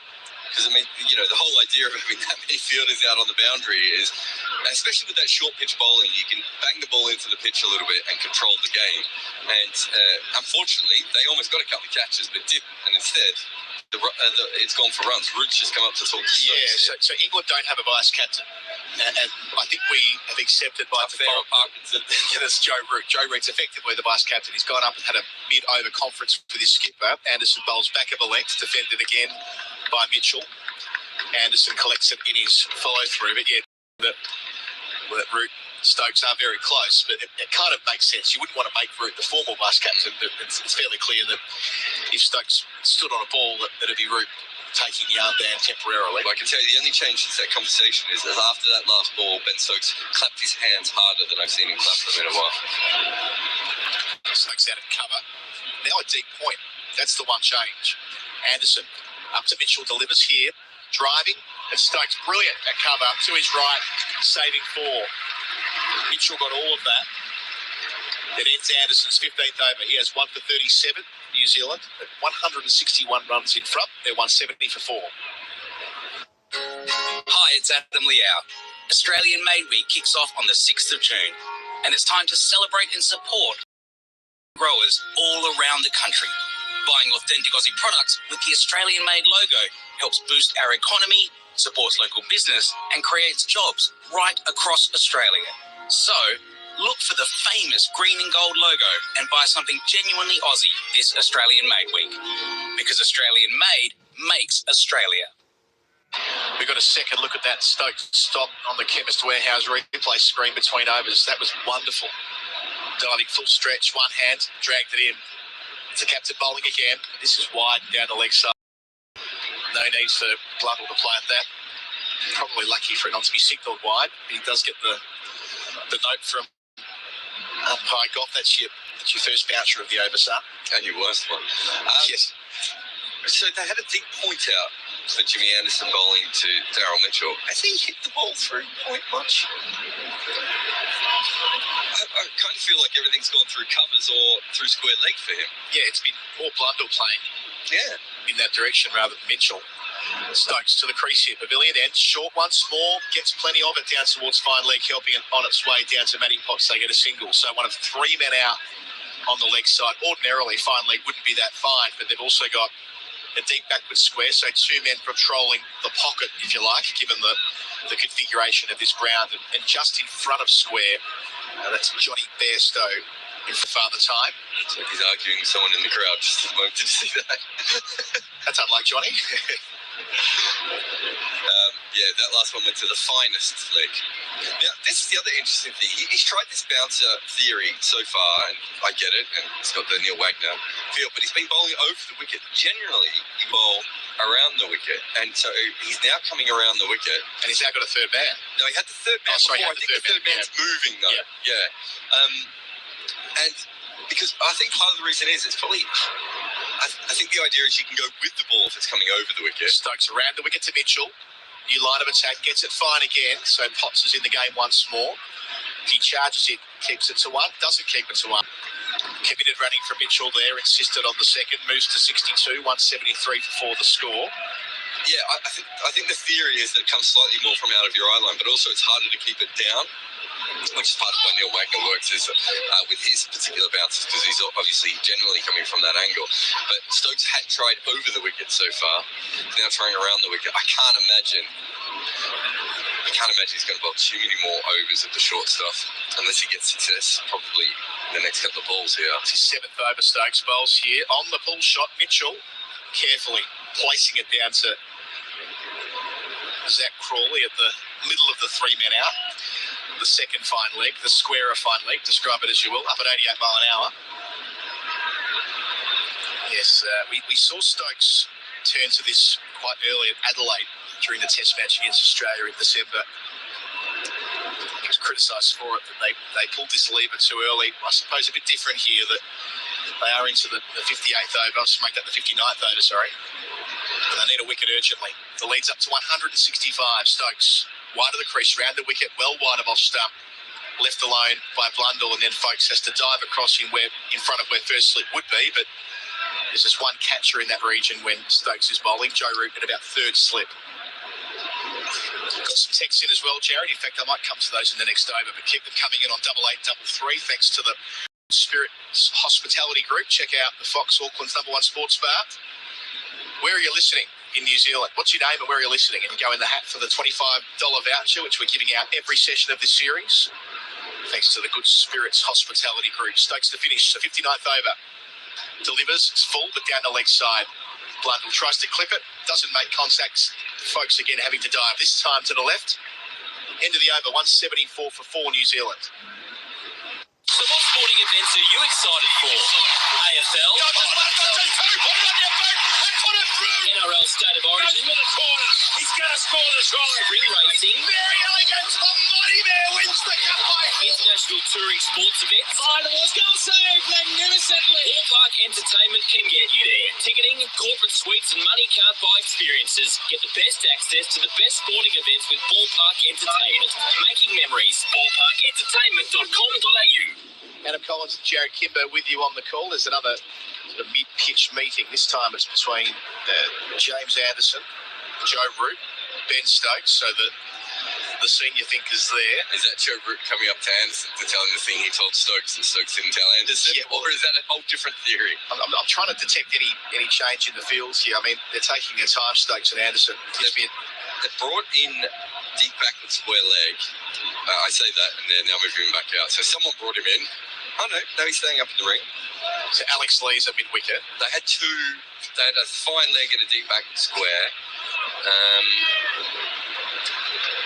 It's the only real change. Still 3 slips. Anderson to Mitchell on 63. He bowls here. Mitchell plays with hard hands. He'll get runs, though. Out towards deep third, deep pocket in front of the Allen stand, and it will reach the rope. So Mitchell to 67. New Zealand up to 178 for 4. That lead is 169. Yeah, look, there's 3 slips in place. I assumed with the fielders coming in that they were going to bowl a little bit more outside off stump with that man coming into the ring on the leg side.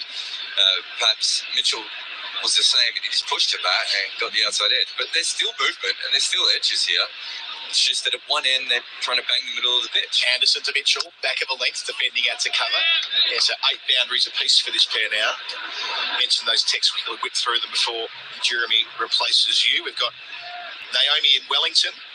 And the conversation we were having earlier about the Queen's birthday, the tradition of the British monarch celebrating 2 birthdays stems back to 1748. If the monarch's birthday doesn't fall in the UK summer months, they can have a second official birthday, a better chance of good weather for the parades. Now that is a value-add text message. Thank you for sending it through to 8833 Naomi in Wellington. Anderson bowls and leaving alone closer to the off stump is Mitchell. We've got a note in here from John enjoying the coverage in Auckland. He's driving from Auckland to Whangarei while working up the Black Caps. Well, having a good day. Mark, listening in Italy as well. He's escaped New Zealand for a holiday, also enjoying the coverage. So, as we said before, $25 voucher for food and drink, thanks to Good Spirits Hospitality. 8833 is the number. Anderson bowls, and on leg stump, clipping nicely is Mitchell. He'll move into the 70s, running slowly towards the rope. Should make it, and just makes it. Stuart Broad puts the dive in, but not quite in time. Mitchell, his 9th boundary, up to 71. New Zealand, 182 for 4. I don't know if you saw that. That was quite interesting there. Even though it had gone for 4, Mitchell sprinted back to get into the crease. He obviously wasn't sure if the umpire had signalled it or not, or if it was, or if it even was going to be a 4 that perhaps Broad had saved it. So instead of just walking back the way the Blundell was, he made sure. So that was like the anti-Ian Bell. Do you remember the Ian Bell run out at Trent Bridge before tea, where he thought he hit a boundary and he ran off the crowd and was run out? And sadly, India reversed the decision. Anderson up to Mitchell on 71. He drives again nicely out to mid-off. No single there to Matty Potts. I also like Stuart Broad. Just maybe he surely knew that was always going for 4, but putting the dive in anyway, showing intent for the new coach Brendan McCullum. And yet, just held back the dive enough to protect his body so that if Brendan McCullum shows it to him later, he'll be like, well, I died. You can see that I dove. Stuart Broad as an entertainer first, a cricketer second. Cricket's first great meme king. Another one about to replace you, Jeremy Coney. Here's Anderson, wide of the crease. That's a stellar drive. Down the ground from Daryl Mitchell, the on drive. When played like that, the most attractive in the game. A big over for New Zealand. Mitchell moves to 75 and New Zealand 186 for 4. After the break, we'll have Jeremy Coney replacing Jared Kimber. The thrill of live sport is awesome. For the best access to the big-time sporting events, talk to Ballpark Entertainment. AFL, NRL, claims a try. Hospitality packages at the racing. Money there wins the cup by Even money can't buy experiences overseas, like the US Masters, Kentucky Derby, the Super Bowl. Rams take Los Angeles. Ballpark Entertainment can get you there. Making memories. BallparkEntertainment.com.au. The lead's 177 and the Chemist Warehouse replay screen confirms that he's just about the shot of the day from Daryl Mitchell. A classical on drive down towards the right beneath us here at the nursery end. Adam Collins and now Jeremy Coney on the call on SENZ Test Cricket for Rosine, the paint the professionals use, and Ben Stokes to continue with this field with 3 out on the leg side, a deep third as well. So it's going back to over the wicket to Blundell, but more short stuff to come. Sets off here, passes umpire Goff, bowls and Blundell from his armpit, deflects out into the leg side, no run. Good afternoon, Jeremy.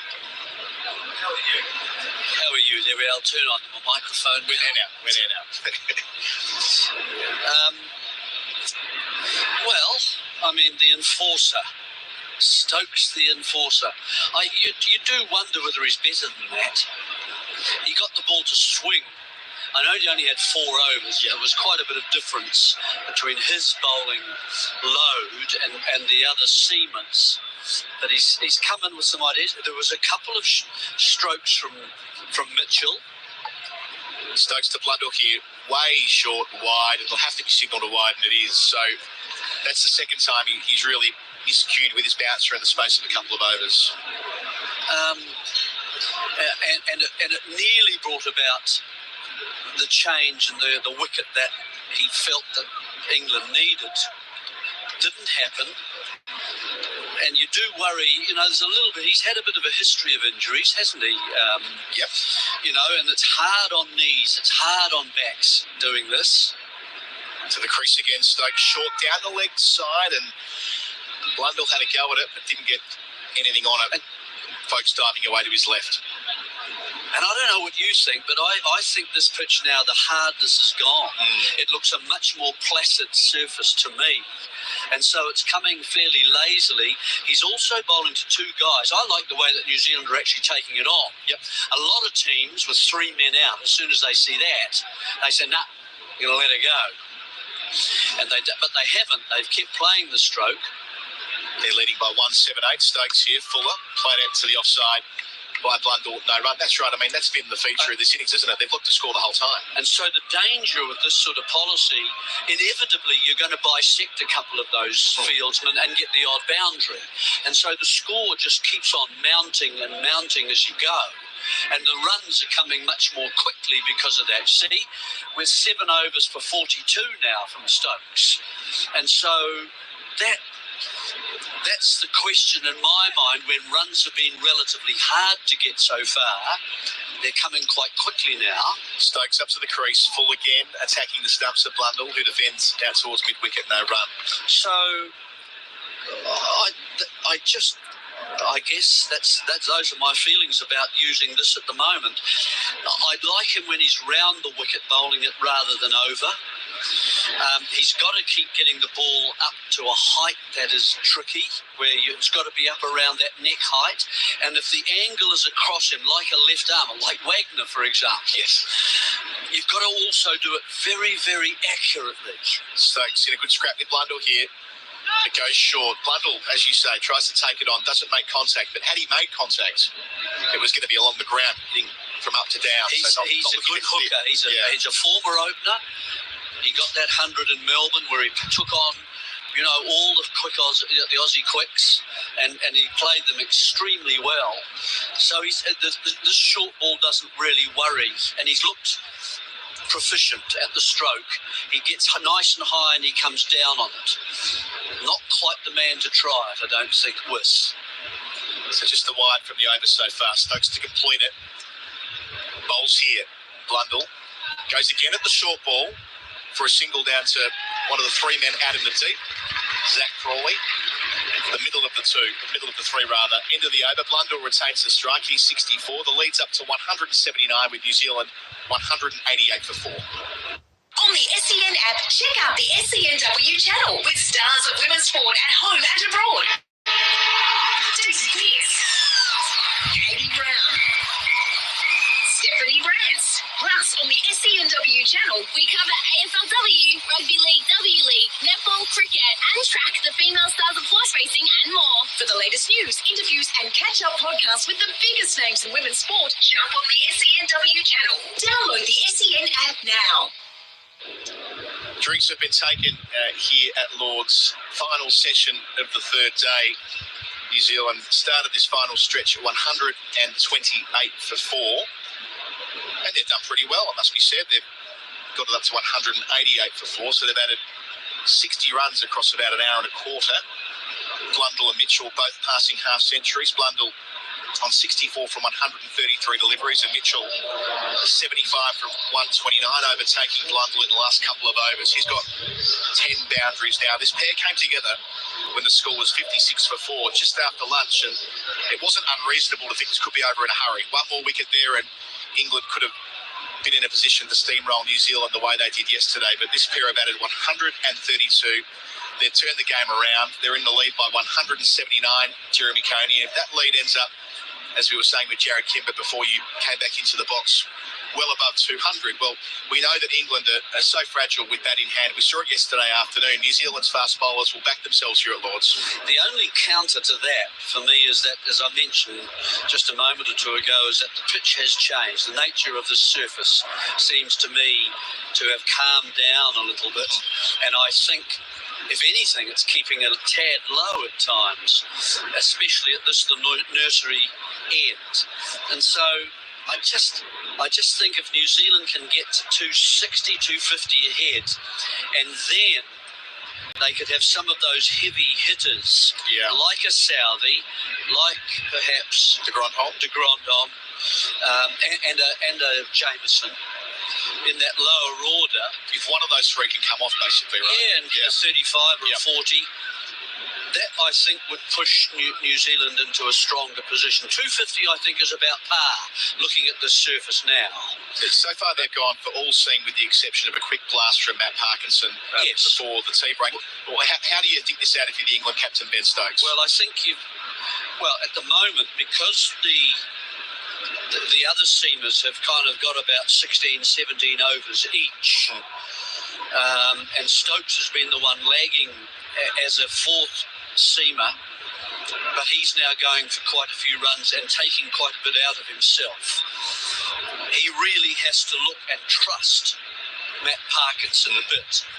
Now, it is day 2, which makes it a bit tricky for him. So he's now, because of not taking wickets, England are starting to face a few, I wouldn't say they're problems, they're issues.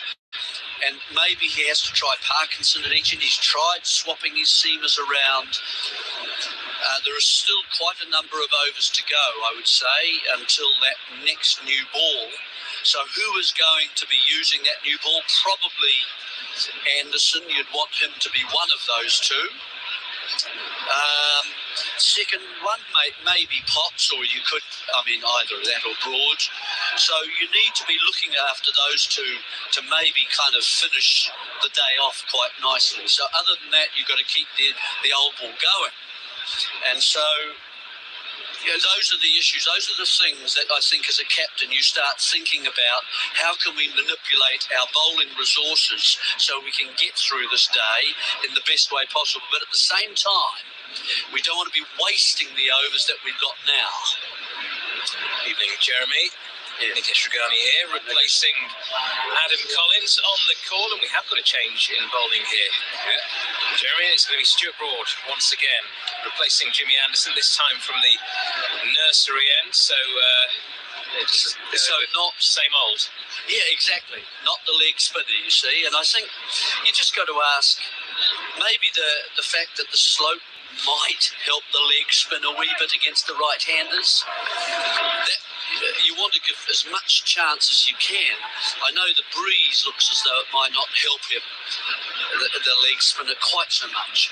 But it's worth a go. Right, Broad into Blundell, who just defends. It's a very short mid-wicket, and there is no run. Again, just trying to sort of dig it just short of a length. Again, it's not really bouncing too high, that one. It's the whole point about having a spinner, isn't it? You are asking a whole lot of different set of questions in the batsman's cricket bag of tricks. If he has to wait a lot longer, especially for someone like Parkinson, you actually get quite old by the time it arrives. And so, you've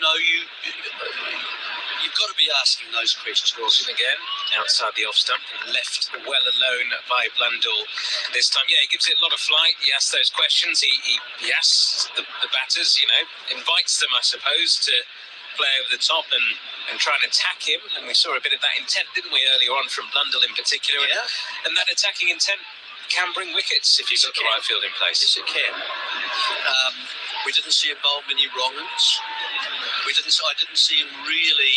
I don't think he has trying got to bowl a top particularly spinner. good wrong-un, but yeah. Those are things he hasn't shown yet. Broad in again, this time full on the stumps and driven only as far as mid-on, no run. You can kind of understand that. I mean, he wasn't expecting to play, and he's had 6 overs. He's been okay. He's bowled just a couple of ones that have been dragged out because he bowls so slowly. I think he's going to have to learn in international cricket. He has to bowl just a little bit faster so that everything happens a bit quicker at the batsman's end. It passes him, it beats him. You don't allow him to sort of come down at you quite so much. Comes Broad again from the nursery end, and this is wide and driven beautifully square by Blundell. Don't need to run for that. It's gone racing to the backward point boundary for 4. He moves on to 68. New Zealand into the 190s, and at 56 for 4.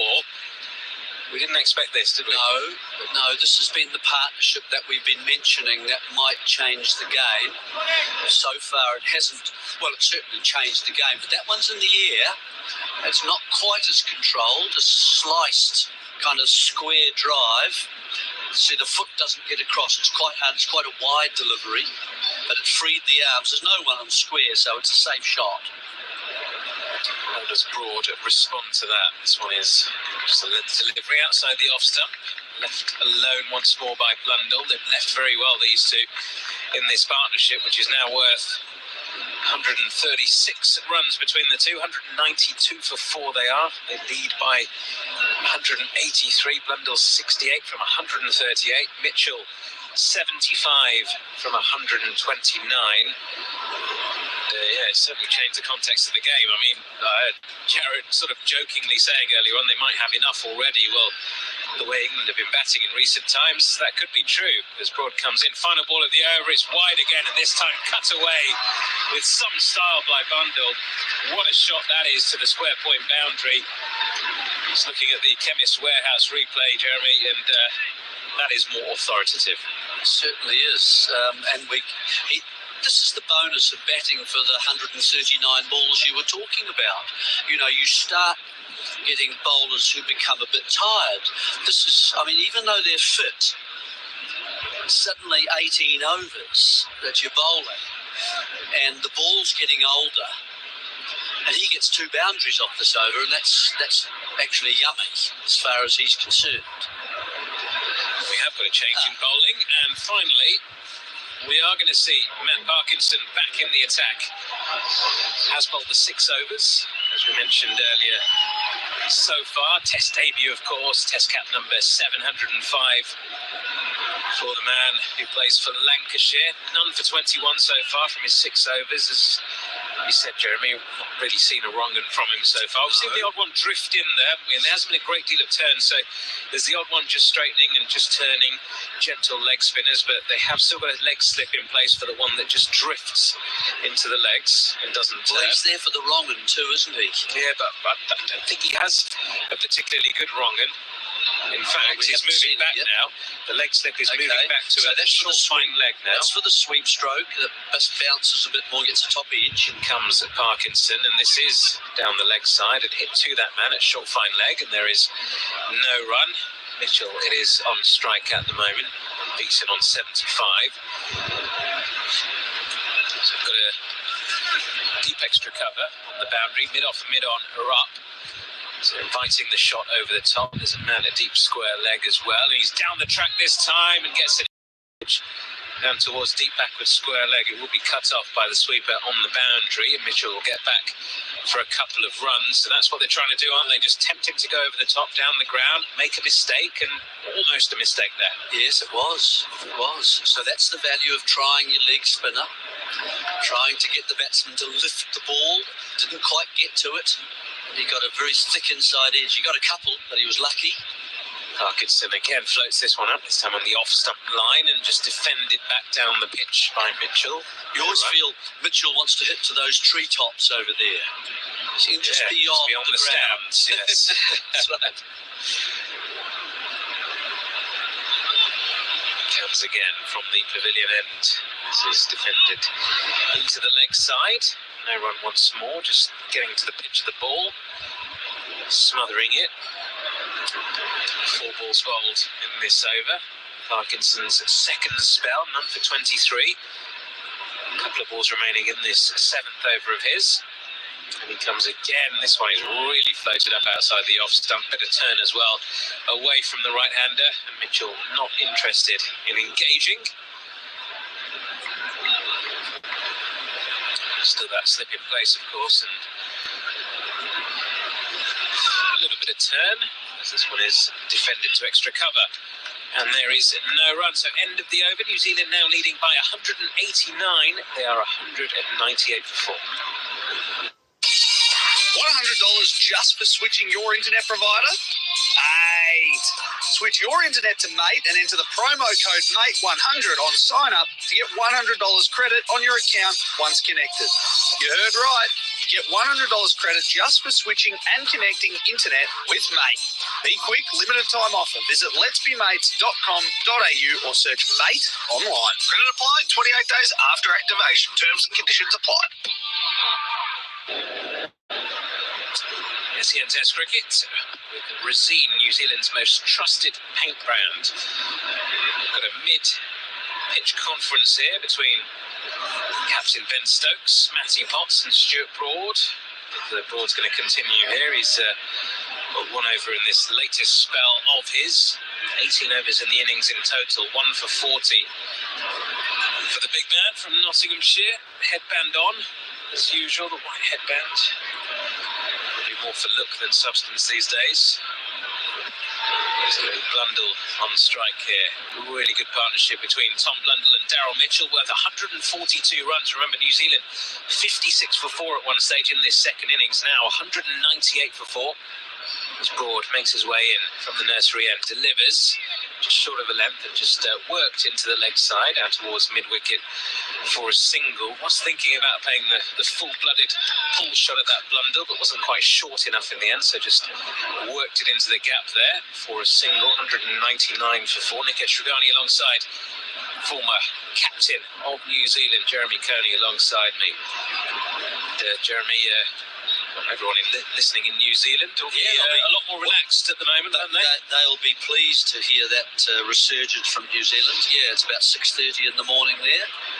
Comes Broad again, and this is left alone outside the off stump.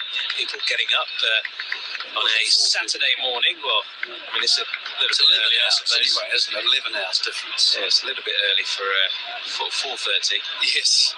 So yeah, a little bit early for a morning, isn't it? So there might not be many up, but if you are, thank you very much for joining us here on SENZ. I don't know, young boys will be cleaning their rugby boots. I thought you were going to say just rolling in from a night out. That could be the other one, couldn't it? That's right, yeah. Well, it depends how young you're talking about. In comes Broad once more, and this is on the stumps. Just worked to short mid wicket by Mitchell. No run once more.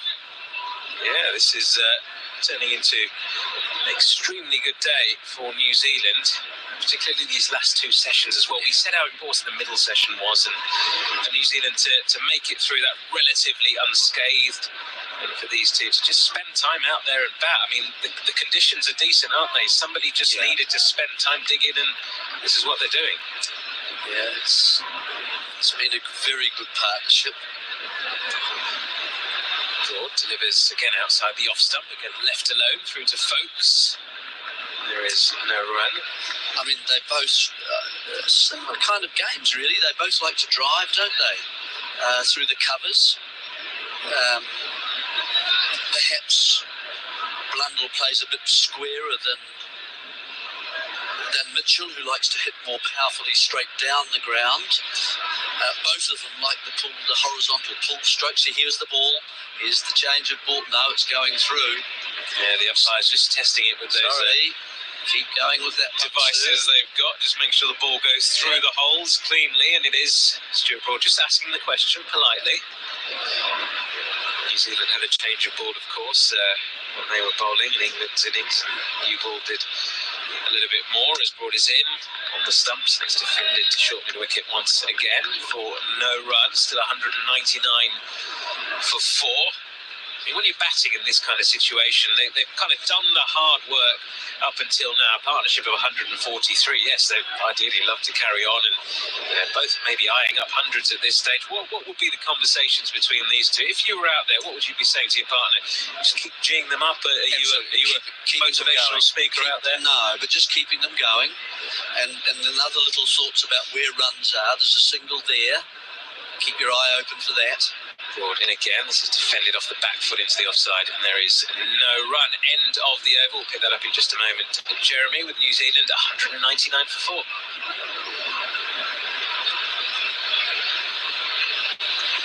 So we're not going to go to a break now, Jeremy. So yeah, you've just got to keep that concentration, haven't you, at this stage, because they might feel psychologically to the back of their mind somewhere that we've done the hard, put ourselves in this position, but you know, lead is 190.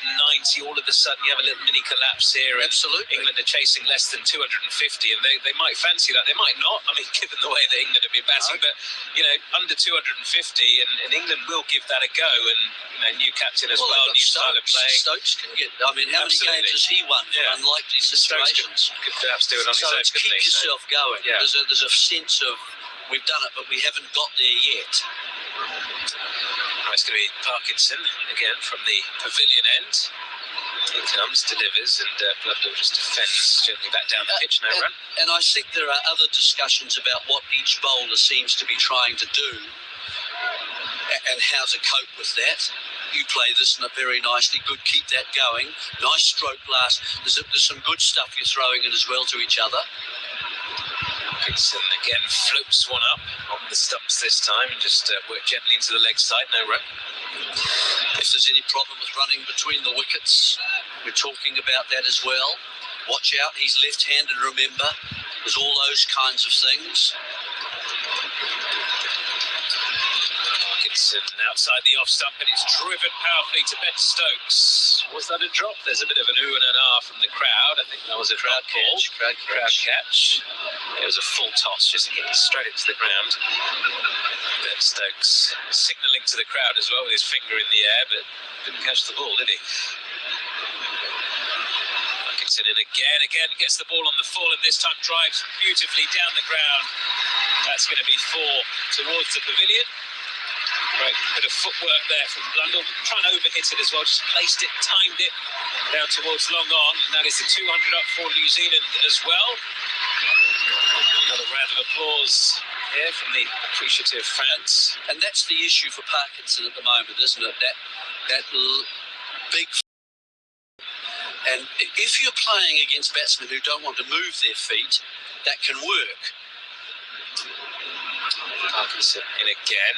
This time does manage to pitch the ball. It's defended back to him. No run.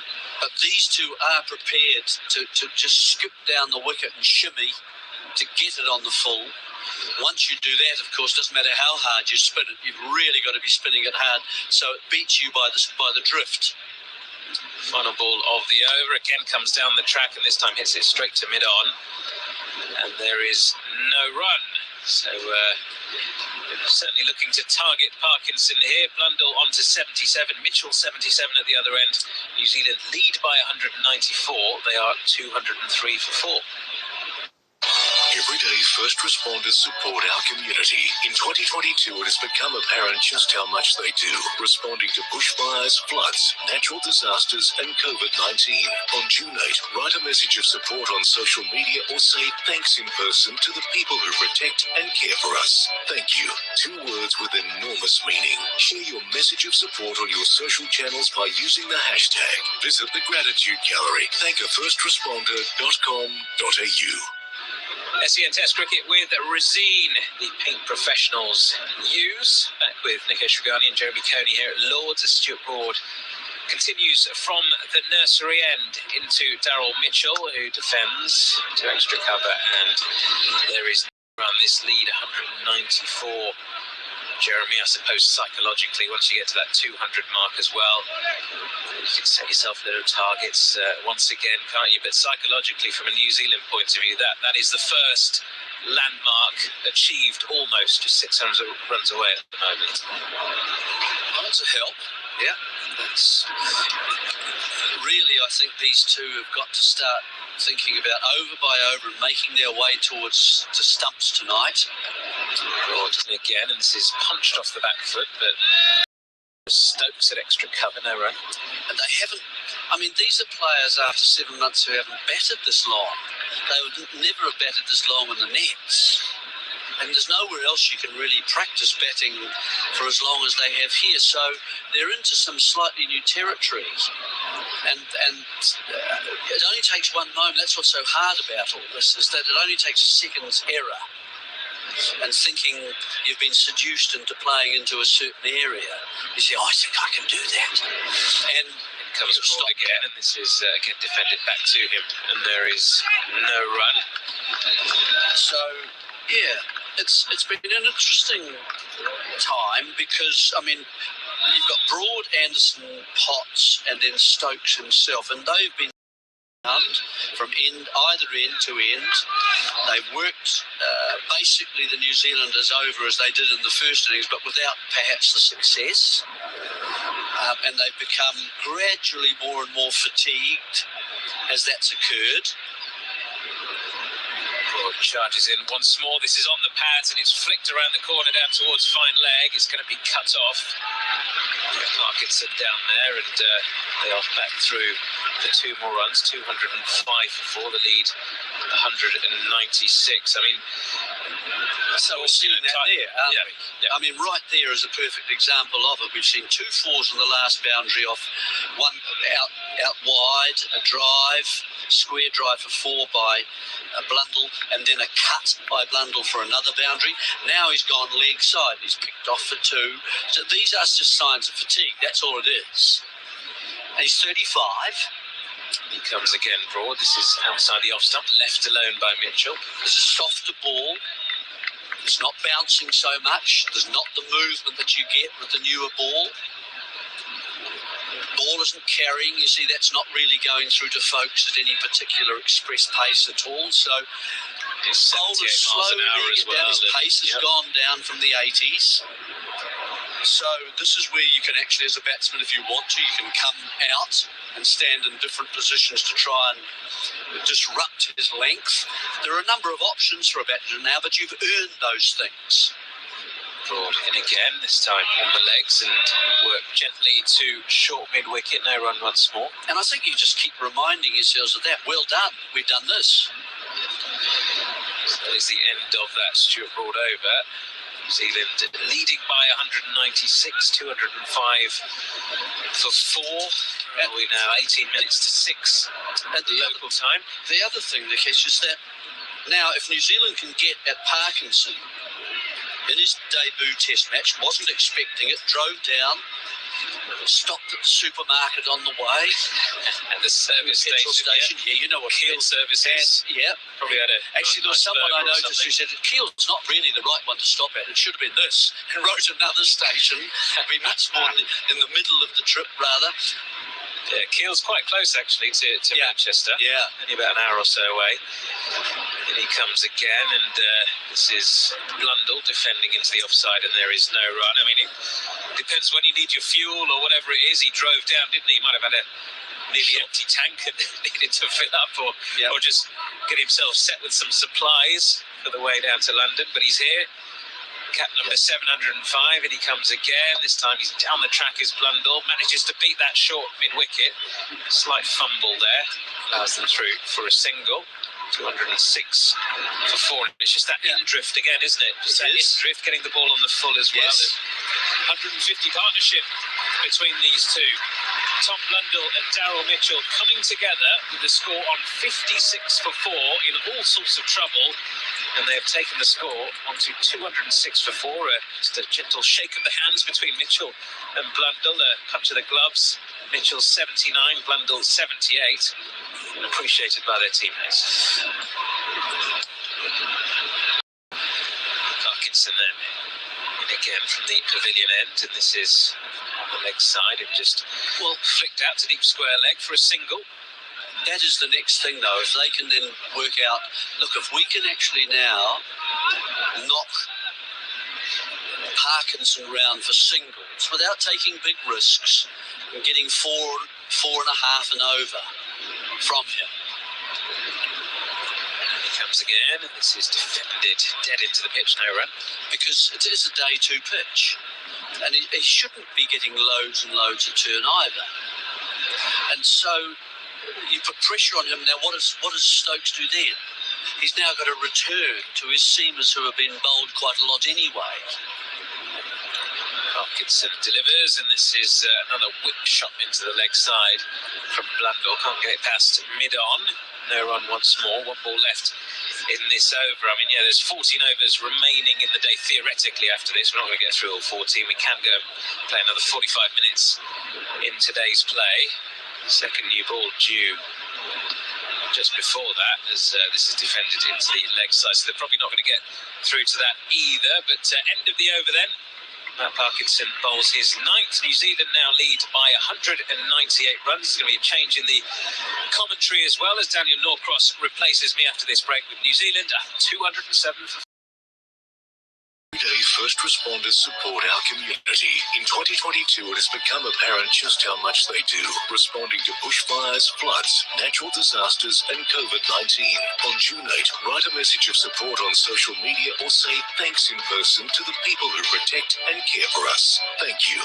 2 words with enormous meaning. Share your message of support on your social channels at the Gratitude Gallery. Thankafirstresponder.com.au. Welcome back. Cricket on SENZ. Jeremy Cody and Daniel Norcross in the chair. And there's some great, it's putting out some great moves there, Jeremy. Great moves. Well, it's good music for in between the overs. It really is. Forward comes Mitchell. Defence. Nothing is happening for England and hasn't for quite a while. The ball is soft. The pitch isn't providing any extravagant or any real assistance, certainly none to the spinners, not a lot, if anything, to the seamers. And England are sort of in this holding pattern where they're trying to bowl. I think they're trying to bowl as many overs as they can before the close of play so that they'll have a new ball first thing in the morning if they've got any sense. And Parkinson, he bowled it, the over before last, he bowled in 2 minutes and 10 seconds. Broad is in. It's flicked away nicely off the pads. Fine. It's running away towards the boundary. Parkinson's after it. And he's stopped it. He's shown some commendable zeal in the field as Matt Parkinson. He's saved 1 run there. They get back for a 3rd. Mitchell to 83 210 for 4. The lead has gone beyond 200, 201, that lead. So, yeah, I mean, if they can... And he's overcome those clothes that he's been given. Look, I know he's only, he's a substitute in a sense, isn't he? Because of the concussion on day one. I'm sure those are someone else's trousers. They are very long. Very long trousers and a shirt that fits, I don't know, an older man, I would say. So he's got those to, just to really, he's fighting everything as it goes around the boundary. Have you talked about his presentation of the cap as well? No. Broad into Blundell, who works this nicely into the onside in front of square. They'll get through for a single. Lees has to move from square leg. When was the cap? Well, this is the thing. No. It was this morning, but it was done in the dressing room. Oh, that's a shame. Well, I thought it was a bit of a shame. It was almost as if to say, well, you don't get the full outdoor ceremony because you weren't actually picked. Yeah. And I just thought, does that... If you're going to have these ceremonies, as wicked that he gets, does that not matter? It does surely matter if he gets one. The runs he scored. Yeah, exactly. Broad in, and Mitchell playing around his front pad works the ball to Bairstow, who's looking pugnacious as ever at short mid-wicket, and there is no run. And I just, I personally am one who finds the necessity of young cricketers to be given various baubles slightly irksome. When Rory Burns was given a special cap for his 25th. Really? Oh, yes. I thought that was really scraping the barrel, really. And I mean, it's sort of English public school type stuff, really, where there's a sort of a prize for being this monitor and that prefect. Got a big wall to put things on, haven't they? Yeah, I think so. Broad in, playing away from his body is Mitchell, but gets away with it. He punches it to the offside with no timing. Stokes picks up, there's no run. But I do think if everyone else gets a cap ceremony, and given that, James Anderson is in the team. Whether you like it or not, he's a full member of the side. Full member of the side. Yeah. He could hand the cap over as his revered Lancashire teammate. That would be one option. And there's plenty of time in the morning. They're out there practicing. Of course they can do the little huddle. Yep. I thought it was a bit odd. Well, it's normally done on television too, isn't it? Yeah. Someone. Yeah. Oh, yeah. Goodness. Broad in, outside the off stump through to the keeper. No run. I mean, maybe that's part of it. End of the over. 211 for 4. So Mitchell 83, Blundell 79. I mean, it could be that because there's a requirement for TV to film it, and TV can film it from 10 till 11 on day one. Maybe they start a little bit later, I don't know, on other days. That could be it. I'm touching at straws. I have no idea. It doesn't really matter. Jared Kimber is joining us. Jeremy Coney is leaving us while I just talk to myself. Jeremy's now putting in some serious shapes. So I could see Jeremy as a kind of Mick Jagger tribute as well, Yeah, moves like Jagger. Moves like Jagger. Now we're having a breakup in play because New Zealanders can, and actually, the fewer overs England bowl this evening, the better it is for New Zealand. Say whatever you want. This is the first time we've actually had glove change in this game that is justified. People have been out in the middle. Yeah, that is absolutely true. So, Jared, this is a bit of a pickle England find themselves in, with New Zealand leading by 202. They're just going to sit in here now. They're going to sit in, I think, for half an hour up till close of play, 35 minutes or so. Down the wicket comes Blundell, the first ball of a new Parkinson over, but he hits it, if anything, too crisply to Anderson at mid-on, so there's no run. There's been some good use of the feet from these two. They haven't used it all the time, but they have just every now and then left their crease. Down the wicket comes Blundell again, drives into the covers, straight to short extra cover though, and there is no run. Yeah, I mean, if there's any spinner in world cricket, you're going to use your feet too. It's Matt Parkinson. He's just 46. So much slower than everyone else.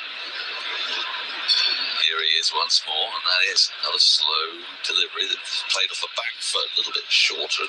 Joe Root is warming up. Yes, this is what we like to see. Spin in inverted commas at both ends. I think he averages 55 against right-handers. Does he? He averages 45 overall. He's got one of the highest.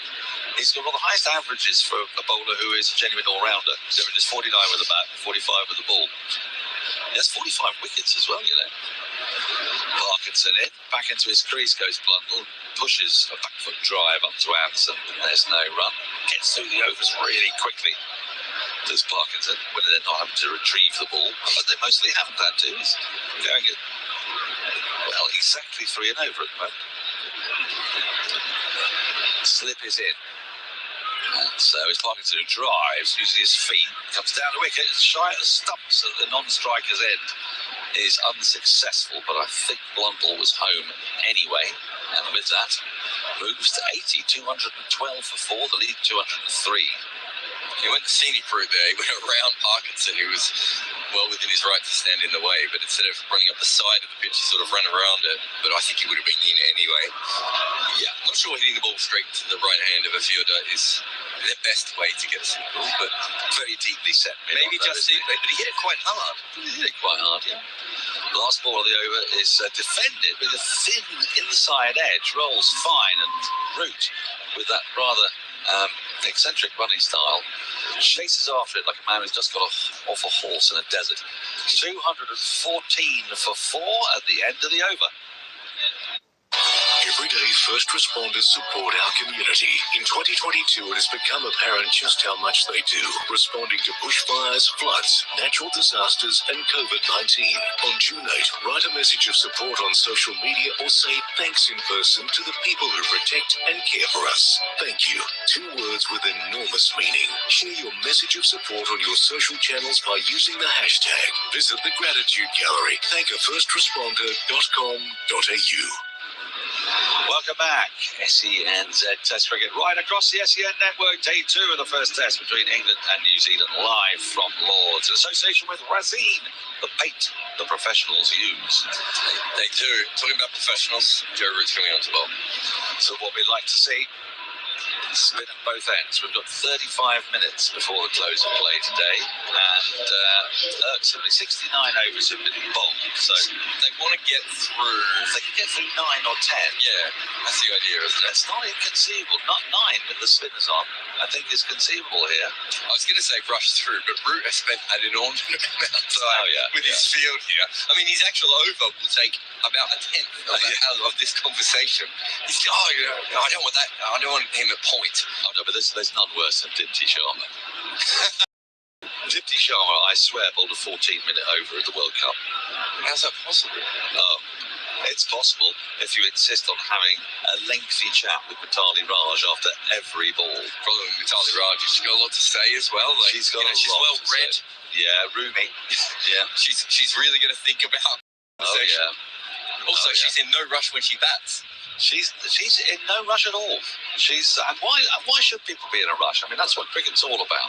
It's coming round the wicket is Root from the nursery end. Forward comes Blundell playing around that pad. Shortish square leg. Let me give you the field. It's the usual one. He's already moved it. Oh, marvellous.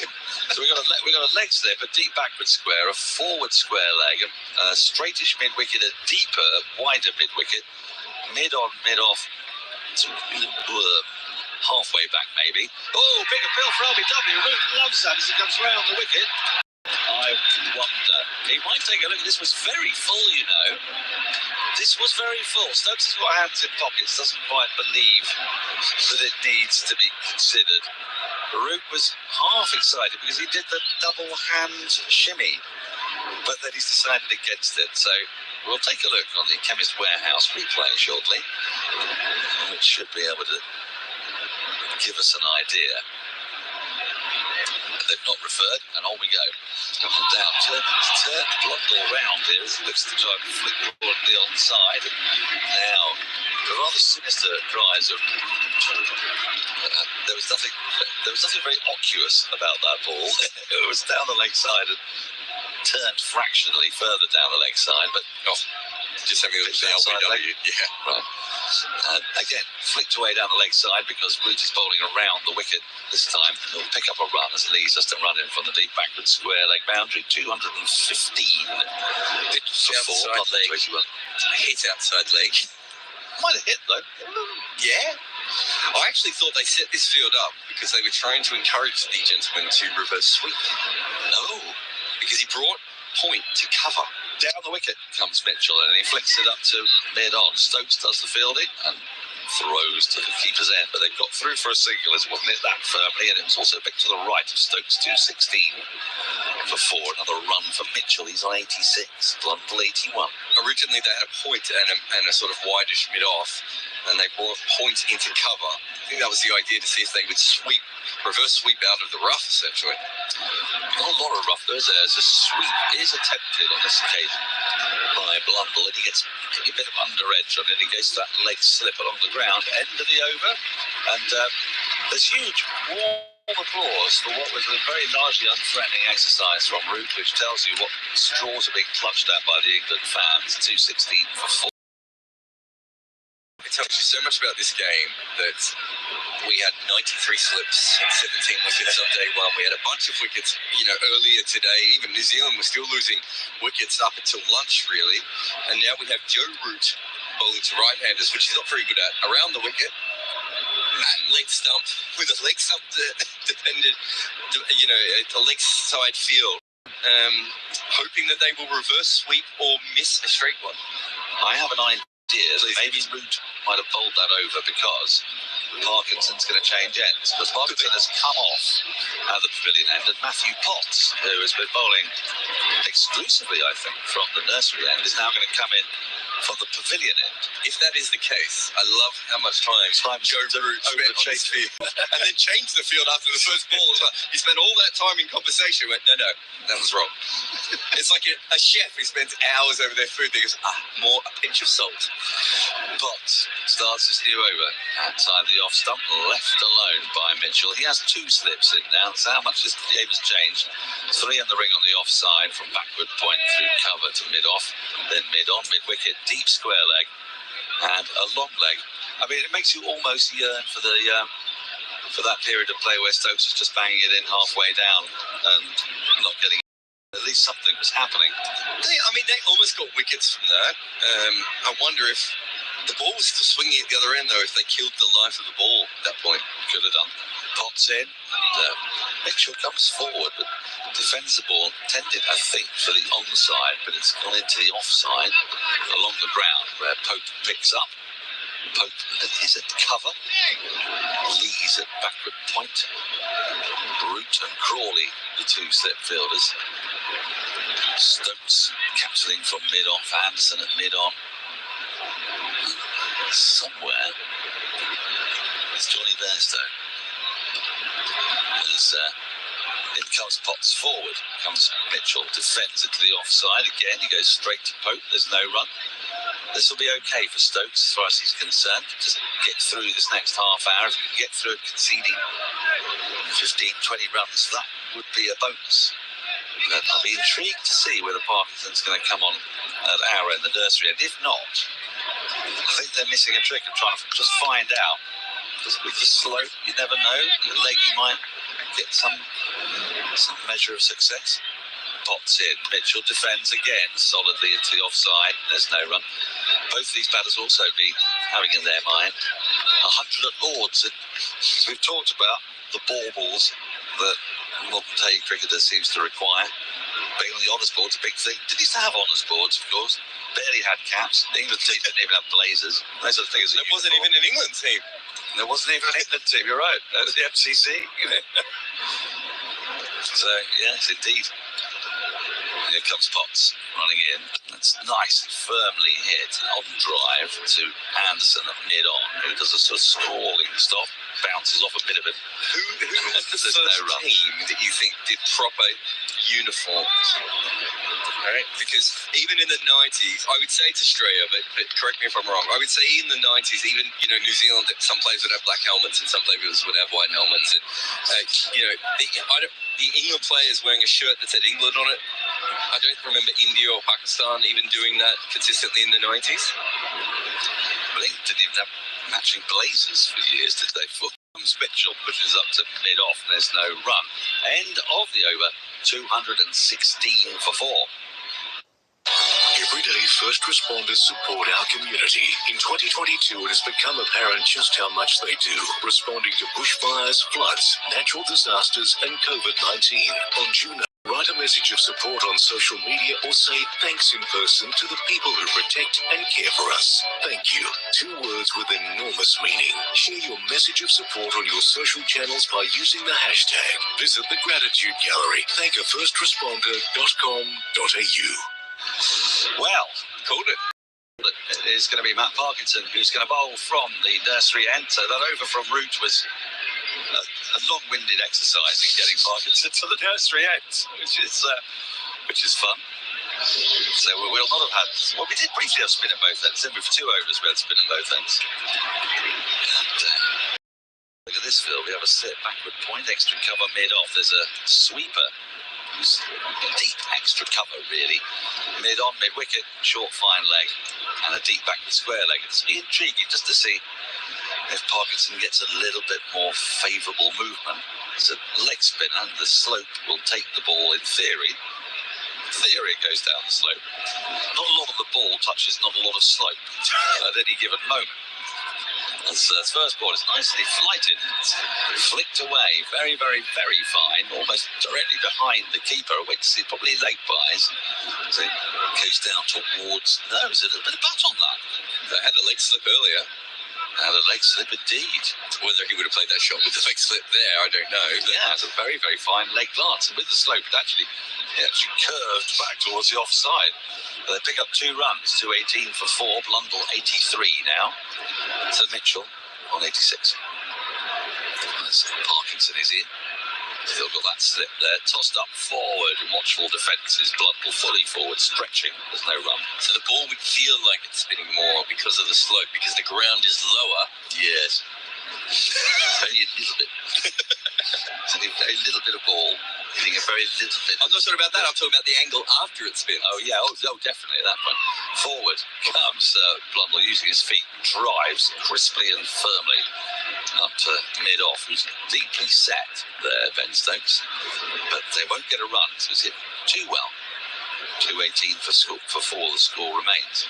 Parkinson in, back into his crease goes Blundell, pushes into the onside, where Johnny Bairstow runs in, stops the ball once more. There is no run. Does get through his overs gratifyingly fast, doesn't he? And yet also slow. Indeed. And again, forward again, stretching again, Blundell, defending into the onside, and Bairstow again has to do the business of picking the ball up, tosses it back to Parkinson. Last ball of the over coming up. I think this one's been knocked off in just 2 minutes. Again, Parkinson bowls slightly flatter ball, pushed into the onside. Bairstow once more does the fielding. 72 overs have been bowled. In theory, 9 left today. We won't get all of those. Wait to see how many we will get. New Zealand 218 for 4. Blundell 83. Mitchell 86. More from Jared Kipper. And then take you through till near the close of plays. To stumps, all the way to stumps. It's going to be Adam Collins. Yeah, it's interesting with him changing ends, Matt Parkinson. Obviously, different kind of leg spinner than we're used to in modern cricket. So much slower. He hasn't got the spin that he would like. Certainly not the spin that he usually gets, which probably tells you more about the pitch, because if he can't spin it, I'm trying to feel like no one can, Adam Collins. Hello, Jared. Yes, new over here from Potts, from the pavilion end. Daniel pointed out before, haven't seen much of him, if any of him, running down the slope so far in this test match. I need something from him here. 2 wickets before lunch, but it's been smooth sailing for New Zealand since, well, not long after that first interval. This pair have taken it from 56 for 4 to where they are 18 for 4. They lead by 209. That's a very healthy position in what, until this partnership was a low-scoring game. Potts 2 slips bowls here. Mitchell forward, pushing out towards cover. And a couple of personal milestones available to this pair if they want to have a dart at them before stumps. We've got 24 minutes. Mitchell 14 away and Blundell 17 away. I probably shouldn't talk about it yet, but, just laying a marker if you're up in bed, still listening in. This partnership's now bigger than either of the first two innings, isn't it? Yes, it is, comfortably. Yeah. Bowls, overcast now. Forward is Mitchell in defence. It was sunny about 10 minutes ago, but it's getting a little bit on the dark side. I wouldn't be surprised if the floodlights go on soon. I was just about to say that, actually. I think shadows are getting a little bit long. It's just getting a little bit grey out there at the moment. There was a time when you could only put the floodlights on here, was it for 30 days per year? Yeah, there used to be all sorts of weird rules like that. What was it, Adelaide, that you had to turn them off at a certain time? Yes. There were all sorts of rules. 2 slips and 2 out for the short ball. Potts bowls full, nicely driven by Mitchell and just beats mid on after being deflected down towards long off. They come back for a second. Anderson was the initial fielder. It ends up with Stokes, who races around. 220 for 4 now the score, with Mitchell up to 88. The other issue they've had here at Lords is when they can't quite get them up quickly enough. They have to be erected. And the one above the Warner stand has been a bit temperamental. It needs a little bit of WD-40 on occasion, doesn't it, to get itself going? Some other articles to stimulate that. 2 balls left in the over. Potts to Mitchell again, defending out to mid-wicket. The other thing that used to be in the test matches was before we moved to these new kinds of bulbs, remember how long it used to take for some of them to light up? So you'd have a position where a cloud would come over, the lights would be on, but they hadn't lit up enough to actually put the light on the ground. And the umpires are standing there going, if we wait. It was a big part of watching test cricket, more limited overs cricket, was watching the bulbs one after another come on. Potts, the finish is over, it's full. Might have caught that on the full, Mitchell. Places it down to mid-off. End of the over. It's 220 for 4. The lead's to 11. Stay in pole position this week with radio's #1 motorsport show, The Driver's Seat with Matt McKeldin and Stephen Johnson, covering everything from Formula 1 to V8 supercars. We spoke to TCR driver Josh Buchan and asked him how he's getting on with his new teammate Nathan Morecambe. He lives on like 25 acres or something and has no phone service. So even if I want to call him at like 2 a.m. before a race and try and rev him up, I can't actually even speak to him. That's this week on The Drivers. Matt Parkinson now bowling from the end that should generate more spin down the slope. Blundell on 83. Massive partnership between this pair. Just one catching man at slip. Using his feet, Blundell, striking it nicely here through the effects mic, but only as far as Ben Stokes at mid-off. But again, that intent we've seen from Blundell from pretty early in his innings, and certainly against the spin of Parkinson, they've had a good stoush.